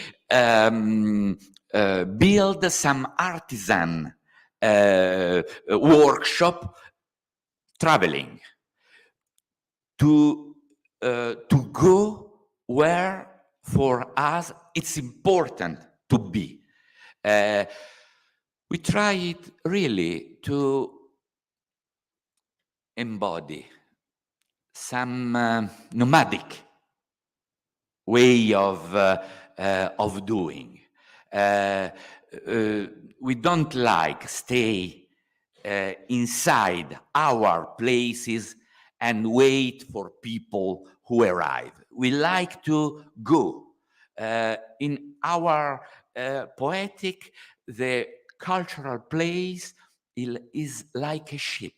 We should go where is important, in our opinion, to go. Yes, we should add that Met is actually set in a high migrant density area, probably the highest in Bologna. It's at the outskirts of the city, and that each neighborhood here in Bologna actually has a different population. So depending on where you go, where you start doing these workshops, you meet different people. Some areas are more multicultural than others. So actually going into the neighborhoods instead of making a call and having people arrive to you makes a big difference in who you're actually meeting and what you're actually producing and the way you're actually making a theater that has also social scope and a political scope. And also, I think that what comes out from what you're saying is clearly the interdisciplinarity and the fact that you really also use very raw materials, not only to make collage, but allow people to simply experiment with them. If you don't feel comfortable with the language, you don't need to use the text in the beginning. Some people will, other people will not use the text, but will collaborate in different ways into these common productions, which eventually become installations into the public space, because this makes it relevant also for the other community that can see these installations, sometimes stay there for a month, for weeks, and become curious about them and maybe be involved also in workshops inside the installations. But having said so, then there are also theater productions. Now we don't have time to go through them, but Cantieri Medici usually works on theater productions that maybe have their debut 1 year and then continue for maybe 1 or 2 years. And every time they move from one place to the other, the production changes according to the place. So it actually renovates itself according to the site. That does not mean that they're site specific, but at the same time, they tend to be reframed according to the communities and the places. The same productions. Some of them have become very relevant in your history. I mean, there have been like turning points. Yes. So I'd like to just tell us very briefly about Very the turning briefly. points. For example, this one was the violin of Titanic. It started from Enzensberger. The poet died a few days ago. And the metaphor of Titanic and so the iceberg who hit the ship was for us an occasion to reflect about migration. Was strange, was a milestone because we ask people to enter inside our ship, our Titanic, and so was the first time in which people enter inside the action, inside the stage, and as Rossella said, for example, now in this case we were in Tehran. We were in Tehran, and we transformed completely the show. Was some years ago, and for me it's very impressive because the woman can play with the man, and so we decided that women, Iranian artists, were the revolutionary class, the third class. And in this piece by Enzensberger, there is a kind of revolution on Titanic, and so they were the stronger, the leader of the revolution, and so now. Sarah comes from Iran, so for us it's very strong what is happening now. And then there is the Narciso, the Negro of Narciso. You can see a kind of little installation outside, and it started from Conrad, and was before I told you the first time we rewrite a classic was with the Candide by Voltaire. This is the second time. So starting from Conrad, the actors of the company rewrite the novel, someone from each own perspective. Sarah make an investigation about the black ghost with materials, with the sculpture. You will see something of this. And there is also Camillo, one of our actors. Each one rewrite from his own point of view some chapter of Conrad. Yes, I think these are probably some of the most relevant works, and particularly on this work, The Negro of the Narcissus. I'm mentioning this word at the same time I feel uncomfortable. We know that, particularly in the Anglophone world, saying this terrible word, which is nigger, is quite embarrassing. It is also for us. At the same time, we made the choice, and I mean, this is something we'll be talking also later as we will talk about the book. We decided that whenever it has to do with a literary source or historical source, we will quote it as it was, while we do use the N-word whenever we make our own discourses about it. So in this case, this performance that was made in 2019 was actually called after, the book by Joseph Conrad. Joseph Conrad's book is The Negro of the Narcissus, and the performance that was freely inspired by this book was eventually titled exactly the same way, The Negro of the Narcissus. And this is what we were actually talking about. And so you mentioned the Titanic, this project that went from 2012 to 2014, eventually meeting different versions, and also the difficulty of reproducing the same concept in different cultures where there is, for instance, the gender issue is so relevant, like in Iran. Yes. So how to eventually rethink the power relationships that are intrinsic within the Titanic. So as you were saying, the first, the second, the third class, changing the meaning of that same production after listening to what is what the Yes. community tells you. So the Titanic actually changed, like in this Completely, respect, yes. in Italy and in Iran. So that was quite an interesting case of the way that we can see how the communities bring their own concepts, their own visions into the work. So there is a structure which is given by the classic. That's why we need the classics. And we can still problematize that. Why should we take classics from the Western culture and history? But then, yes, that's your culture. That's our culture. Yes, but then how do we all open it? When we were in Senegal, the starting point was the Reason Season by Omar Hunter. I met him. He is from Ghana. He read in English his text. We love, we translate. And so in that case, we started from Ghana.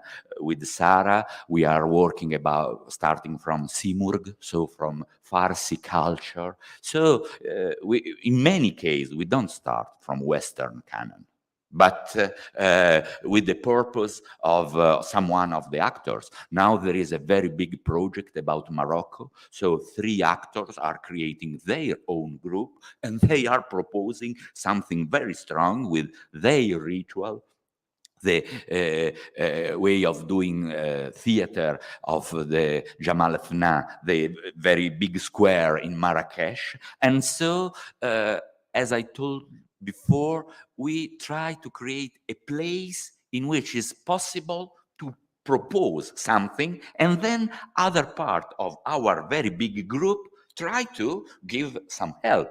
The scenographer, okay, we are for you. Etc., etc. Is a place. It's a garden. This is more important. There is not a strong artistic direction or someone indispensable, necessary.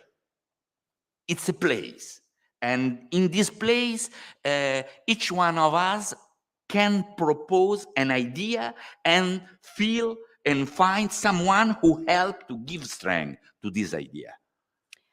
Yes, and in fact, if we look at your method, oftentimes what we find coming into the rehearsal room is so much material just spread on the floor.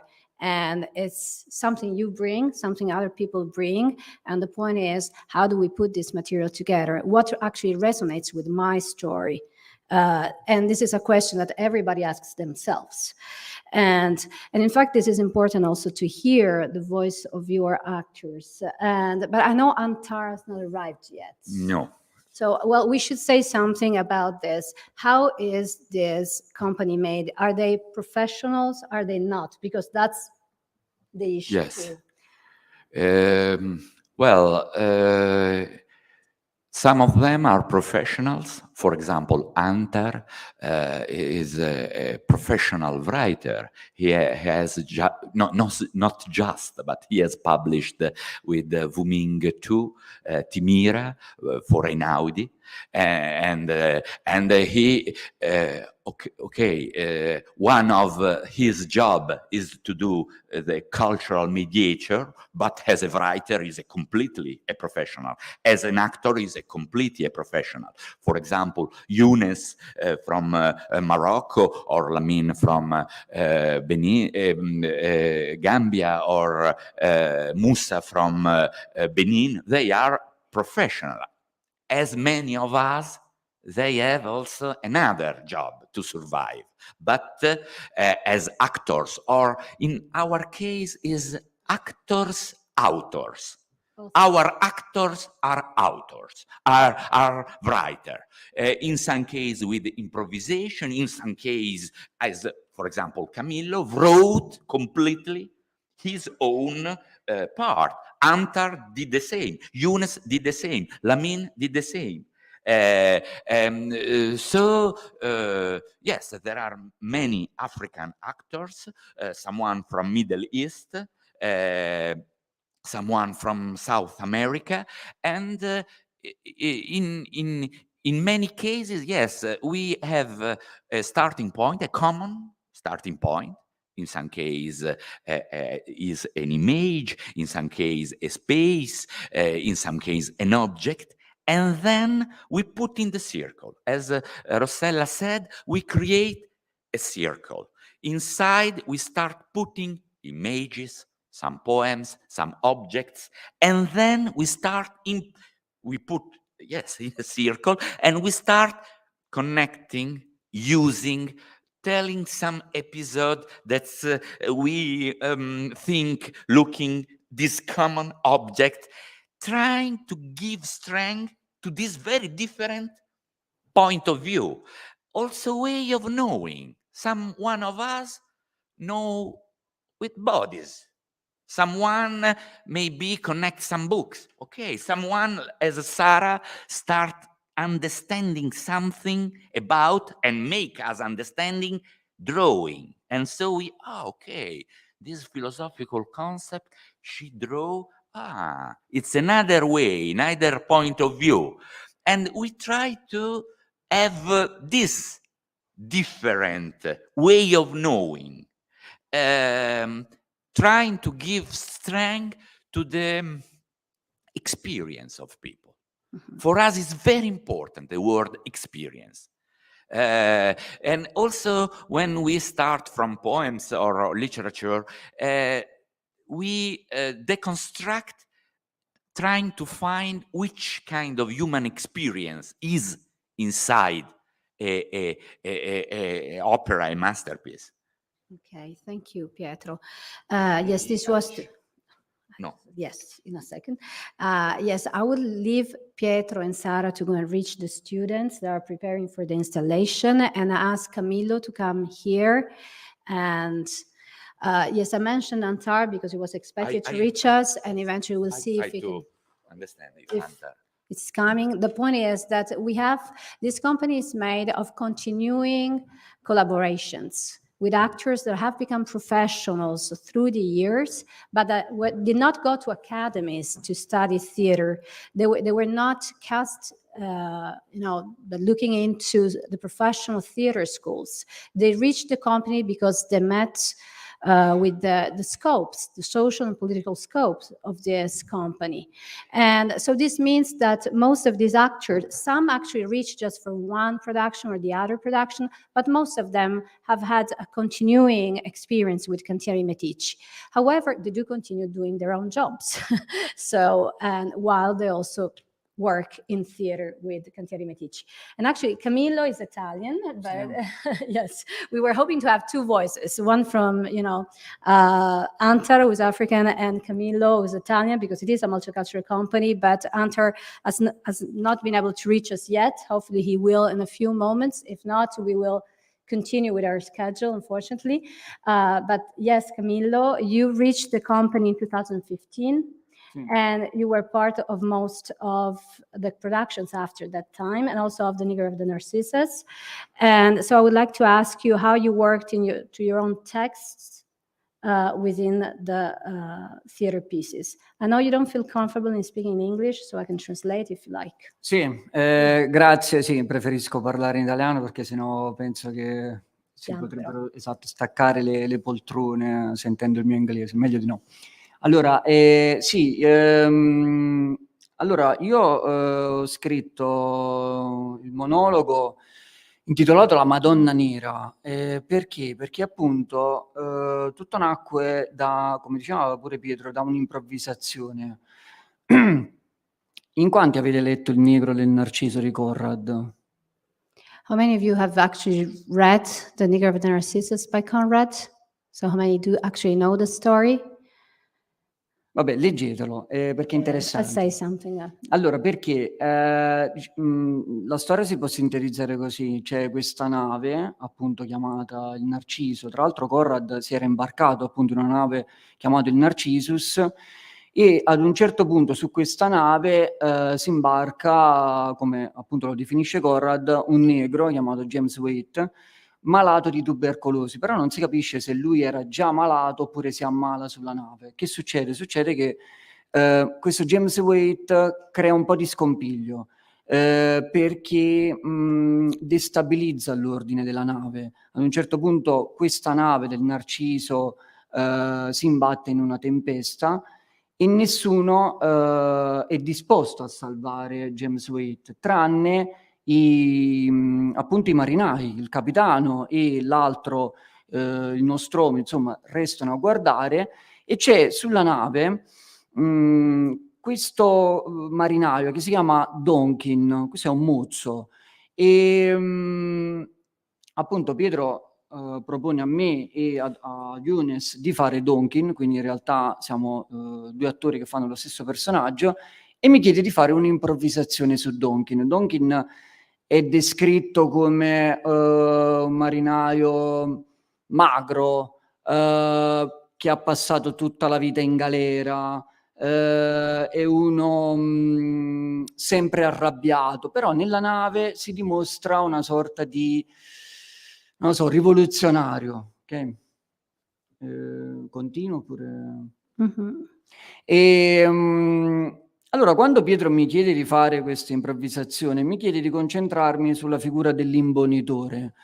E io traggo ispirazione sia dalla figura dell'imbonitore, ma anche da una sorta di figura, appunto, del Masaniello napoletano. But Masaniello, it's not easy to translate Masaniello. Masaniello, sì.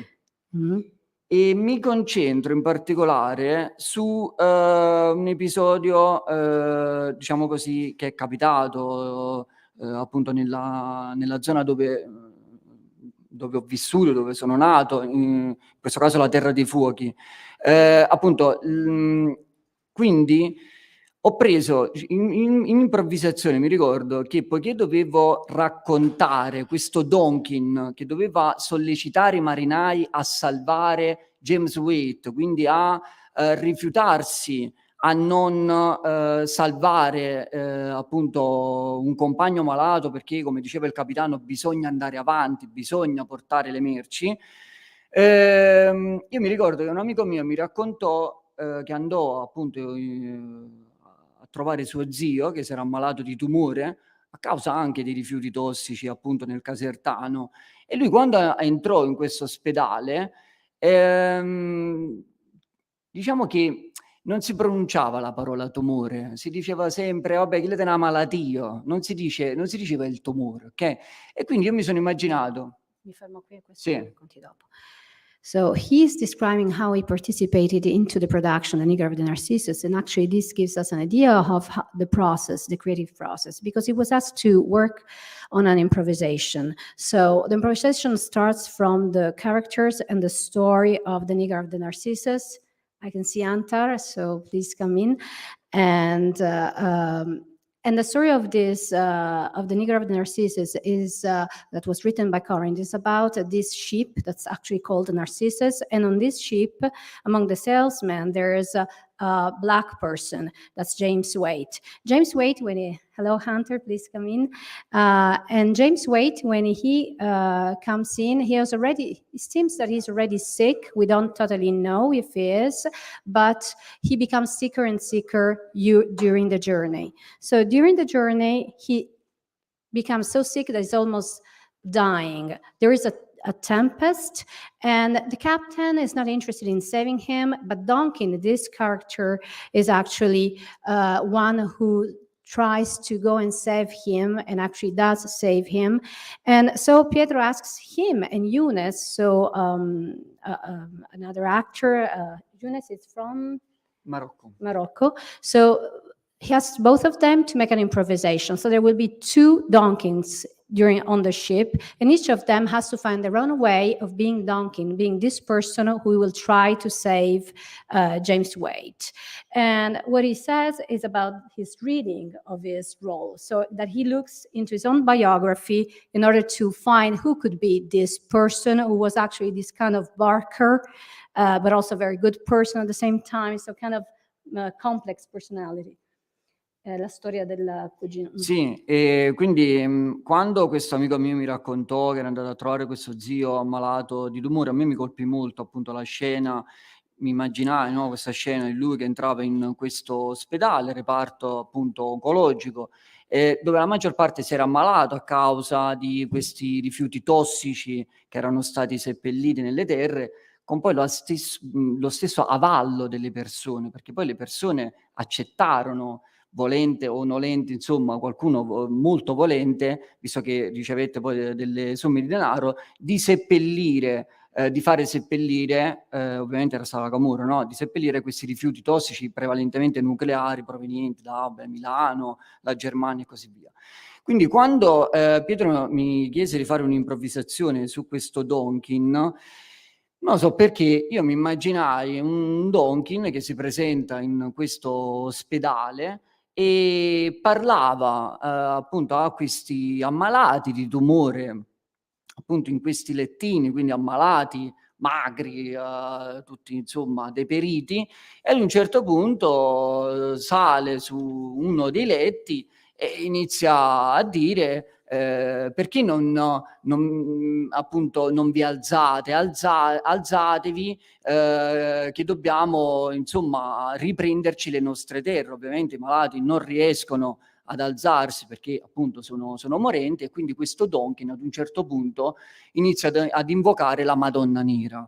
Quindi inizia ad invocare questa Madonna Nera, la Madonna Nera appare, quindi anche, come dire, facendo un confronto con James Waite, come se James Waite fosse la Madonna Nera. Poi la Madonna Nera esiste, io sono nato con la Madonna Nera, la Madonna della Neve di Torre Annunziata, che è rappresentata come una Madonna Nera. A San Luca abbiamo la Madonna Nera e così via. Però io appunto avevo come immagine la Madonna Nera di Torre Annunziata, che poi si chiama la Madonna della Neve. E quindi quando arriva questa Madonna Neve, miracolosamente questi ammalati di questi lettini appunto di questo ospedale si alzano e fanno una processione. Si arriva in queste terre appunto ammalate, quindi il nero in questo caso del liquame, e la Madonna Nera trasforma questo liquame nero in latte. Magicamente, ok? Ovviamente questa è la mia interpretazione di Donkin. Ovviamente in Donkin, cioè in Conrad non succede nulla di tutto questo. So he actually tells about his own monologue that he created after this suggestion, and he thought of a story that was told by a friend who told him about going into a hospital where there were so many people who were suffering from cancer, and people there were suffering from cancer because in that area, that's in the south of Italy, in a very poor area, there is nuclear toxic material that was buried under their land with the same people consensus, because they were paid in order to have this toxic material on their own land. But in the end, so many people got sick out of it. And so nobody would mention the cancer, but he imagined being Donkin as someone who would come into this hospital and tell the people, stand up, take your own land back. And since people, of course, were not able to raise from their own beds, so he invoked the Black Madonna, which is actually a picture he has from a Black Madonna statue that is actually in Torre Annunziata, in the place where he was born. And so he invokes this Black Madonna, and eventually there's a miracle that he tells about, this miracle of the Black Madonna being able to transform the liquid, the toxic liquid, into milk. So there's a story that comes into the performance that has nothing to do in the end with Conrad, but that translates into the biographical reading of it. And now I'd like to give the word to Hunter just a moment. We're taking a little bit of time so that the students can prepare also for the installation they make, and I will just tell you a few words after before you go in so that you know what you're seeing outside. But first I'd like to have also Hunter's testimony on his experience with Cantieri Medici. You reached Cantieri Medici in 2010, between 2010 and 11. I'd like to ask you a more general question, the meaning of this collaboration with Cantieri Medici for yourself in the society we live in. And you can speak in English, right? Oh no, devo tradurre? Sì, traduco. Ok, I'll translate. Però hai capito la domanda? Sì, ci muoviamo più leggeri. Così. Io, avendo fatto una scuola di teatro qua in questa città, quando ho finito vedevo che non c'era molta possibilità per una persona non bianca in Italia a fare teatro o fare qualcosa di, se non ballare, non so, cantare o giocare a calcio. E quindi rimase così un desiderio inappagato. Poi è successo che nel 2009 vidi uno spettacolo del teatro dei rifugiati del gruppo precedente, cui faceva parte Pietro e altre persone, e mi è colpì tanto vedere quasi 50 attori di diverse nazionalità, quindi veicolato dall'italiano, ma con cadenze che riuscivo a intuire che non poteva essere asiatico, afgano, bengalese, arabo, siriano, iraniano, quindi questa cosa mi colpì molto. Era la prima volta che vedevo come dire, un gruppo così nutrito e così vario, perché in Italia purtroppo è difficilissimo che ci sia una rappresentazione reale della società italiana, è molto bianca tecnicamente. Questo è un paese fortemente che ha una tradizione fascista molto viva ancora. E quindi rimasi folgorato, letteralmente folgorato, perché finalmente qualcosa di credibile, qualcosa di vero, e qualcosa soprattutto che tu quando giri per le strade vedi che c'è questa Italia, anche se eventualmente non appare sempre. E quindi presi contatto col gruppo, e mi ricordo il primo lavoro che facemmo era del Candido di Voltaire nel 2010, sempre perché i nostri temi partono sempre da testi anche di un certo spessore culturale, però poi c'è sempre questa componente di costruzione del personaggio, ma soprattutto anche, come dire, di una riattualizzazione del testo, perché comunque questo il Candido di Voltaire è del Settecento, però noi l'abbiamo è legato, si parla di guerre, si parla di gente che scappa, e noi lo attualizziamo perché io sono di origine somala, quindi un percorso migratorio.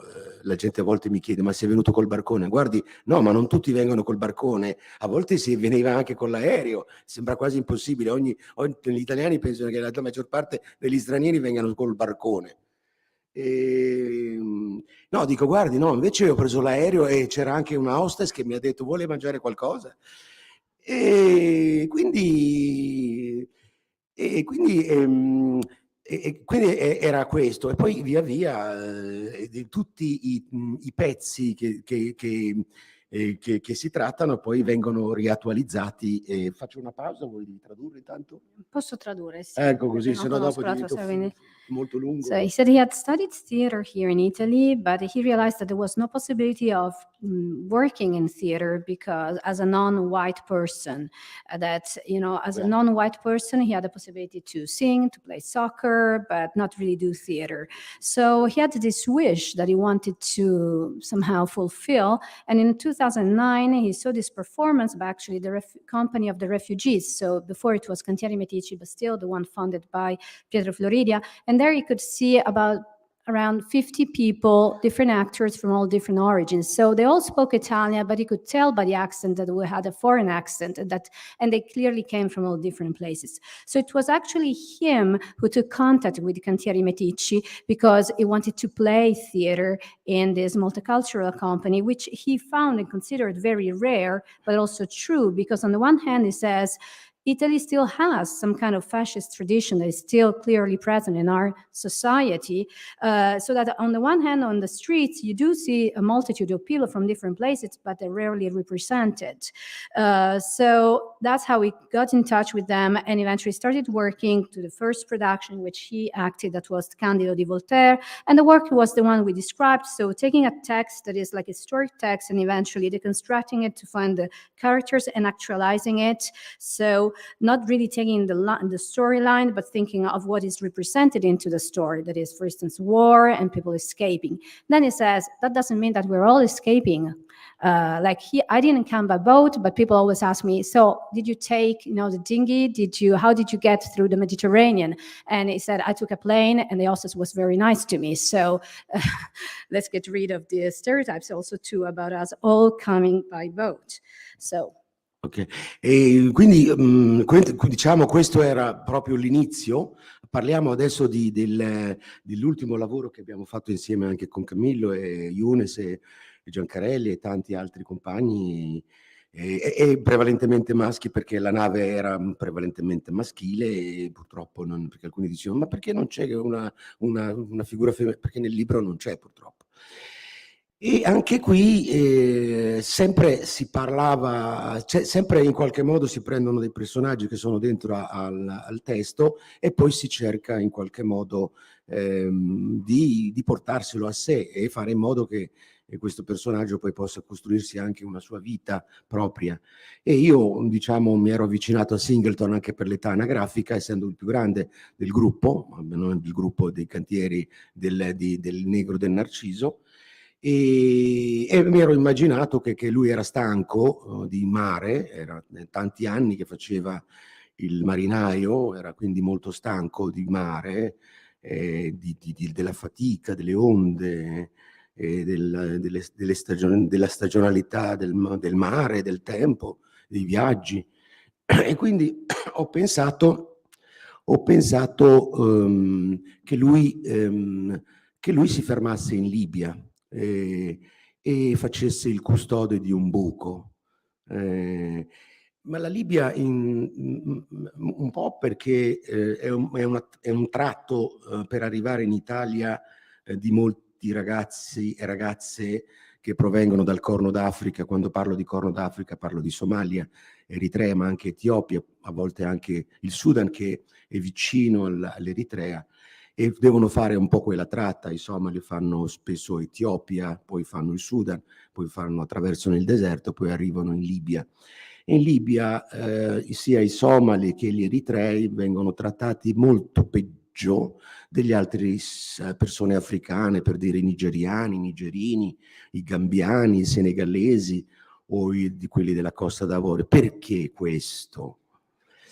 Perché la Libia, come la Somalia, come l'Eritrea, è stata una colonia italiana e l'Italia ha avuto le colonie una volta, anche se si dice, quando si parla di coloniale italiano, italiani brava gente, è stata un'italiana brava gente, ma anche colonizzatore, un paese colonizzatore.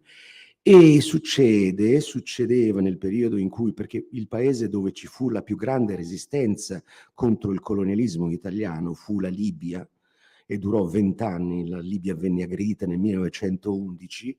Omar al-Mokhtar, che è stato la persona più importante della resistenza libica, venne impiccato a Solok nel 1931 e lì la resistenza libica finì. E le truppe che per fare il lavoro sporco usate in Libia contro le popolazioni resistenti libiche erano i somali e gli eritrei, gli ascari. E questa è una cosa che si usava spesso nelle colonie. I francesi usavano i tirailleurs senegalesi per reprimere il popolo malgascio, i francesi potevano usare, gli inglesi idem, quindi è una pratica che si usava. E nel popolo libico ancora oggi c'è questa memoria di questi, come dire, aguzzini, somali, etiopi, eritrei, che avevano, e quindi il trattamento è molto più duro nei loro confronti.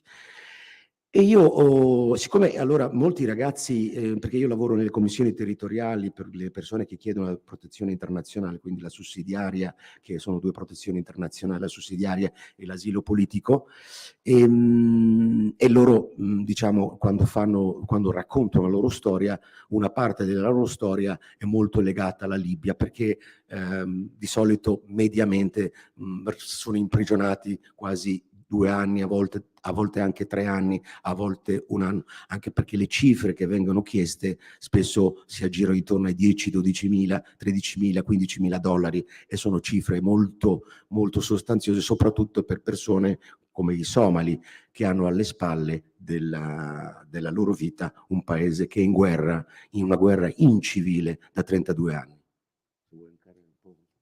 Sì, poi mi hai fatto segno Pietro che loro sono pronti. Quindi Ok, io chiudo rapido un po' sul sommo. That was the beginning, but the last production in which he participated was actually The Nigger of the Narcissus. And again, here they recreated their own characters. They chose their own characters and gave new life to these characters. And he chose to be Singleton, who was actually the oldest in the boat, because he's actually the oldest character, the oldest member in the company. And imagine this Singleton being very tired of being at sea and stopping at Libya. And why stopping at Libya? Because there he imagined he could be a guardian of a whole, you know, like the the holes where the people are detected as they escape from Africa. And he said, there are so many people who go from Somalia, Eritrea, Sudan, and then go through the desert and reach Libya. And the people, particularly coming from Somalia and Eritrea, are treated worse than any other African person. And this is because of the history of the colonial history, because in fact, Libya was an Italian colony. So he says, well, Italian good people, but also they colonized the countries just like like other Western countries. And what happened there was that Libya was the country that resisted more against the Italian colony. And eventually I can't remember il nome della persona che è stata Omar al-Mukhtar. Omar al-Mukhtar. Al-Mukhtar was eventually hanged in 1931. He represented the resistance, and that ended the resistance against the Italian colonization. And the army, that the troops that were used in order to do that were from Somalia and Eritrea, and that was typical of colonialism, because they would use the other African people in order to do that. And so still this memory is there in Libya, and that's why, as you know, refugees cross the desert, reach Libya, eventually are treated worse, and end up staying even 2 years in a hole because they can't pay the money to get out, which could be $10,000, $12,000, $13,000. And so he imagined this guardian of this. And he also imagined this because he works as a mediator, and a lot of the stories he hears actually from people who go through this before they can actually reach Europe. Chiudo, vado veloce. Allora, e quindi allora in questo paese disseminato di tanti buchi, in questi buchi vengono tenute le persone vengono tenute per nazionalità, e lui è un somalo, questo Singleton, e è custode di un buco dove ci sono uomini, anche genere, perché ci sono i buchi per le donne, i buchi per gli uomini. I buchi hanno tutti dei nomi molto belli, come libertà, uguaglianza, giustizia,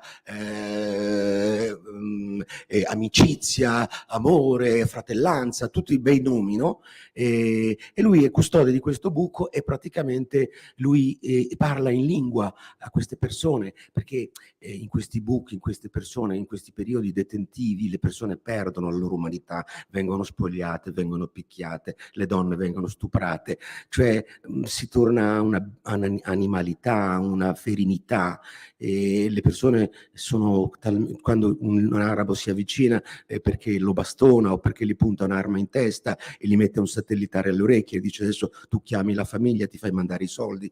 Quindi in questo invece Singleton, lui gli racconta delle storie, e gli canta le ninna nanne, gli fa ricordare quando erano bambini, e butta in questi buchi dei foglietti di bianca con delle matite smozzicate, e dice: scrivete il nome della vostra amata, scrivete il nome della mamma, ricordatevi che una volta eravate stati esseri umani.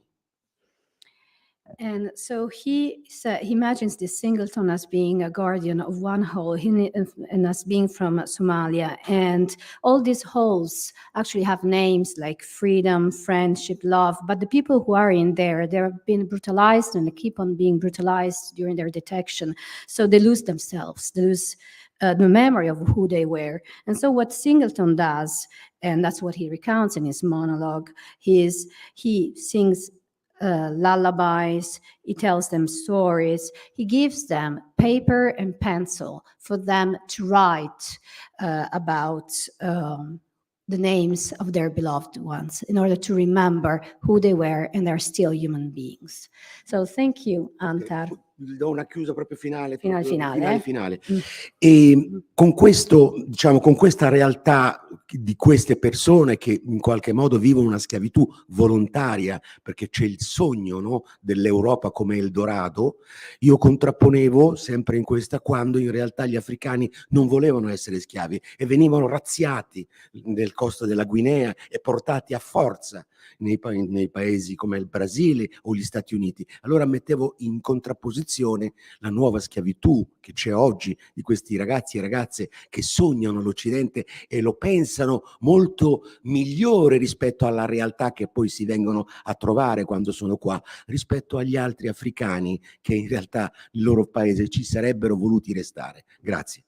And in his monologue, he builds the comparison between these new slaves who imagine and think of this El Dorado, Europe, as a place of freedom, to the old slaves, those who didn't want to depart Africa but were forced to do it in the boats. And that's how his monologue is built. So thank you, Anter, and thank you, Camillo, for participating and giving your own stories. That I think filled of meaning also this idea that we built before about the collage of stories and of embodying different stories and being really multicultural. Now, just a few words about what you will see now. We have the second movement and then a third movement, as you know, from the brochure.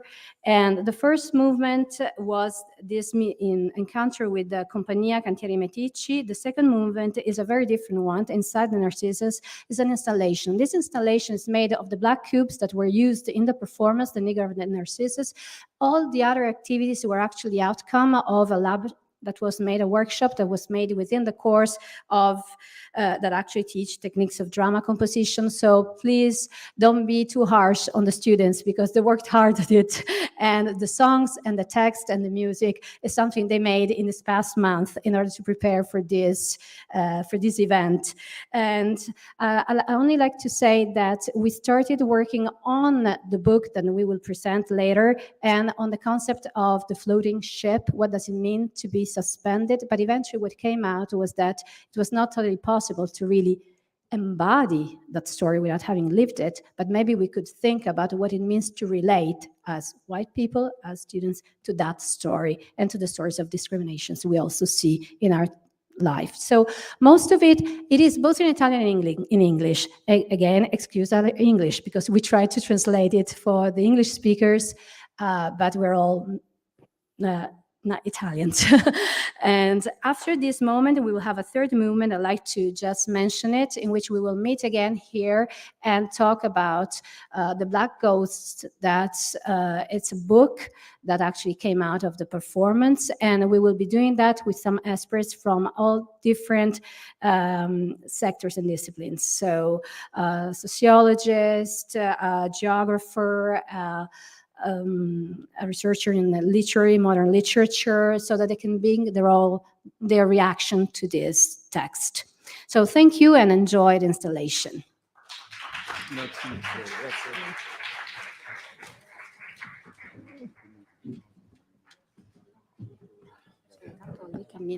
So some operational information for the sake of our people following online. We suspend live broadcasting for about an hour now, which means that we'll be back by 6:15 here in the auditorium, and then we can move to the installation. Right now, please do not use that door, otherwise you get inside the boxes. That will be too much for the moment. We will do easily by walking from the back doors. So thank you.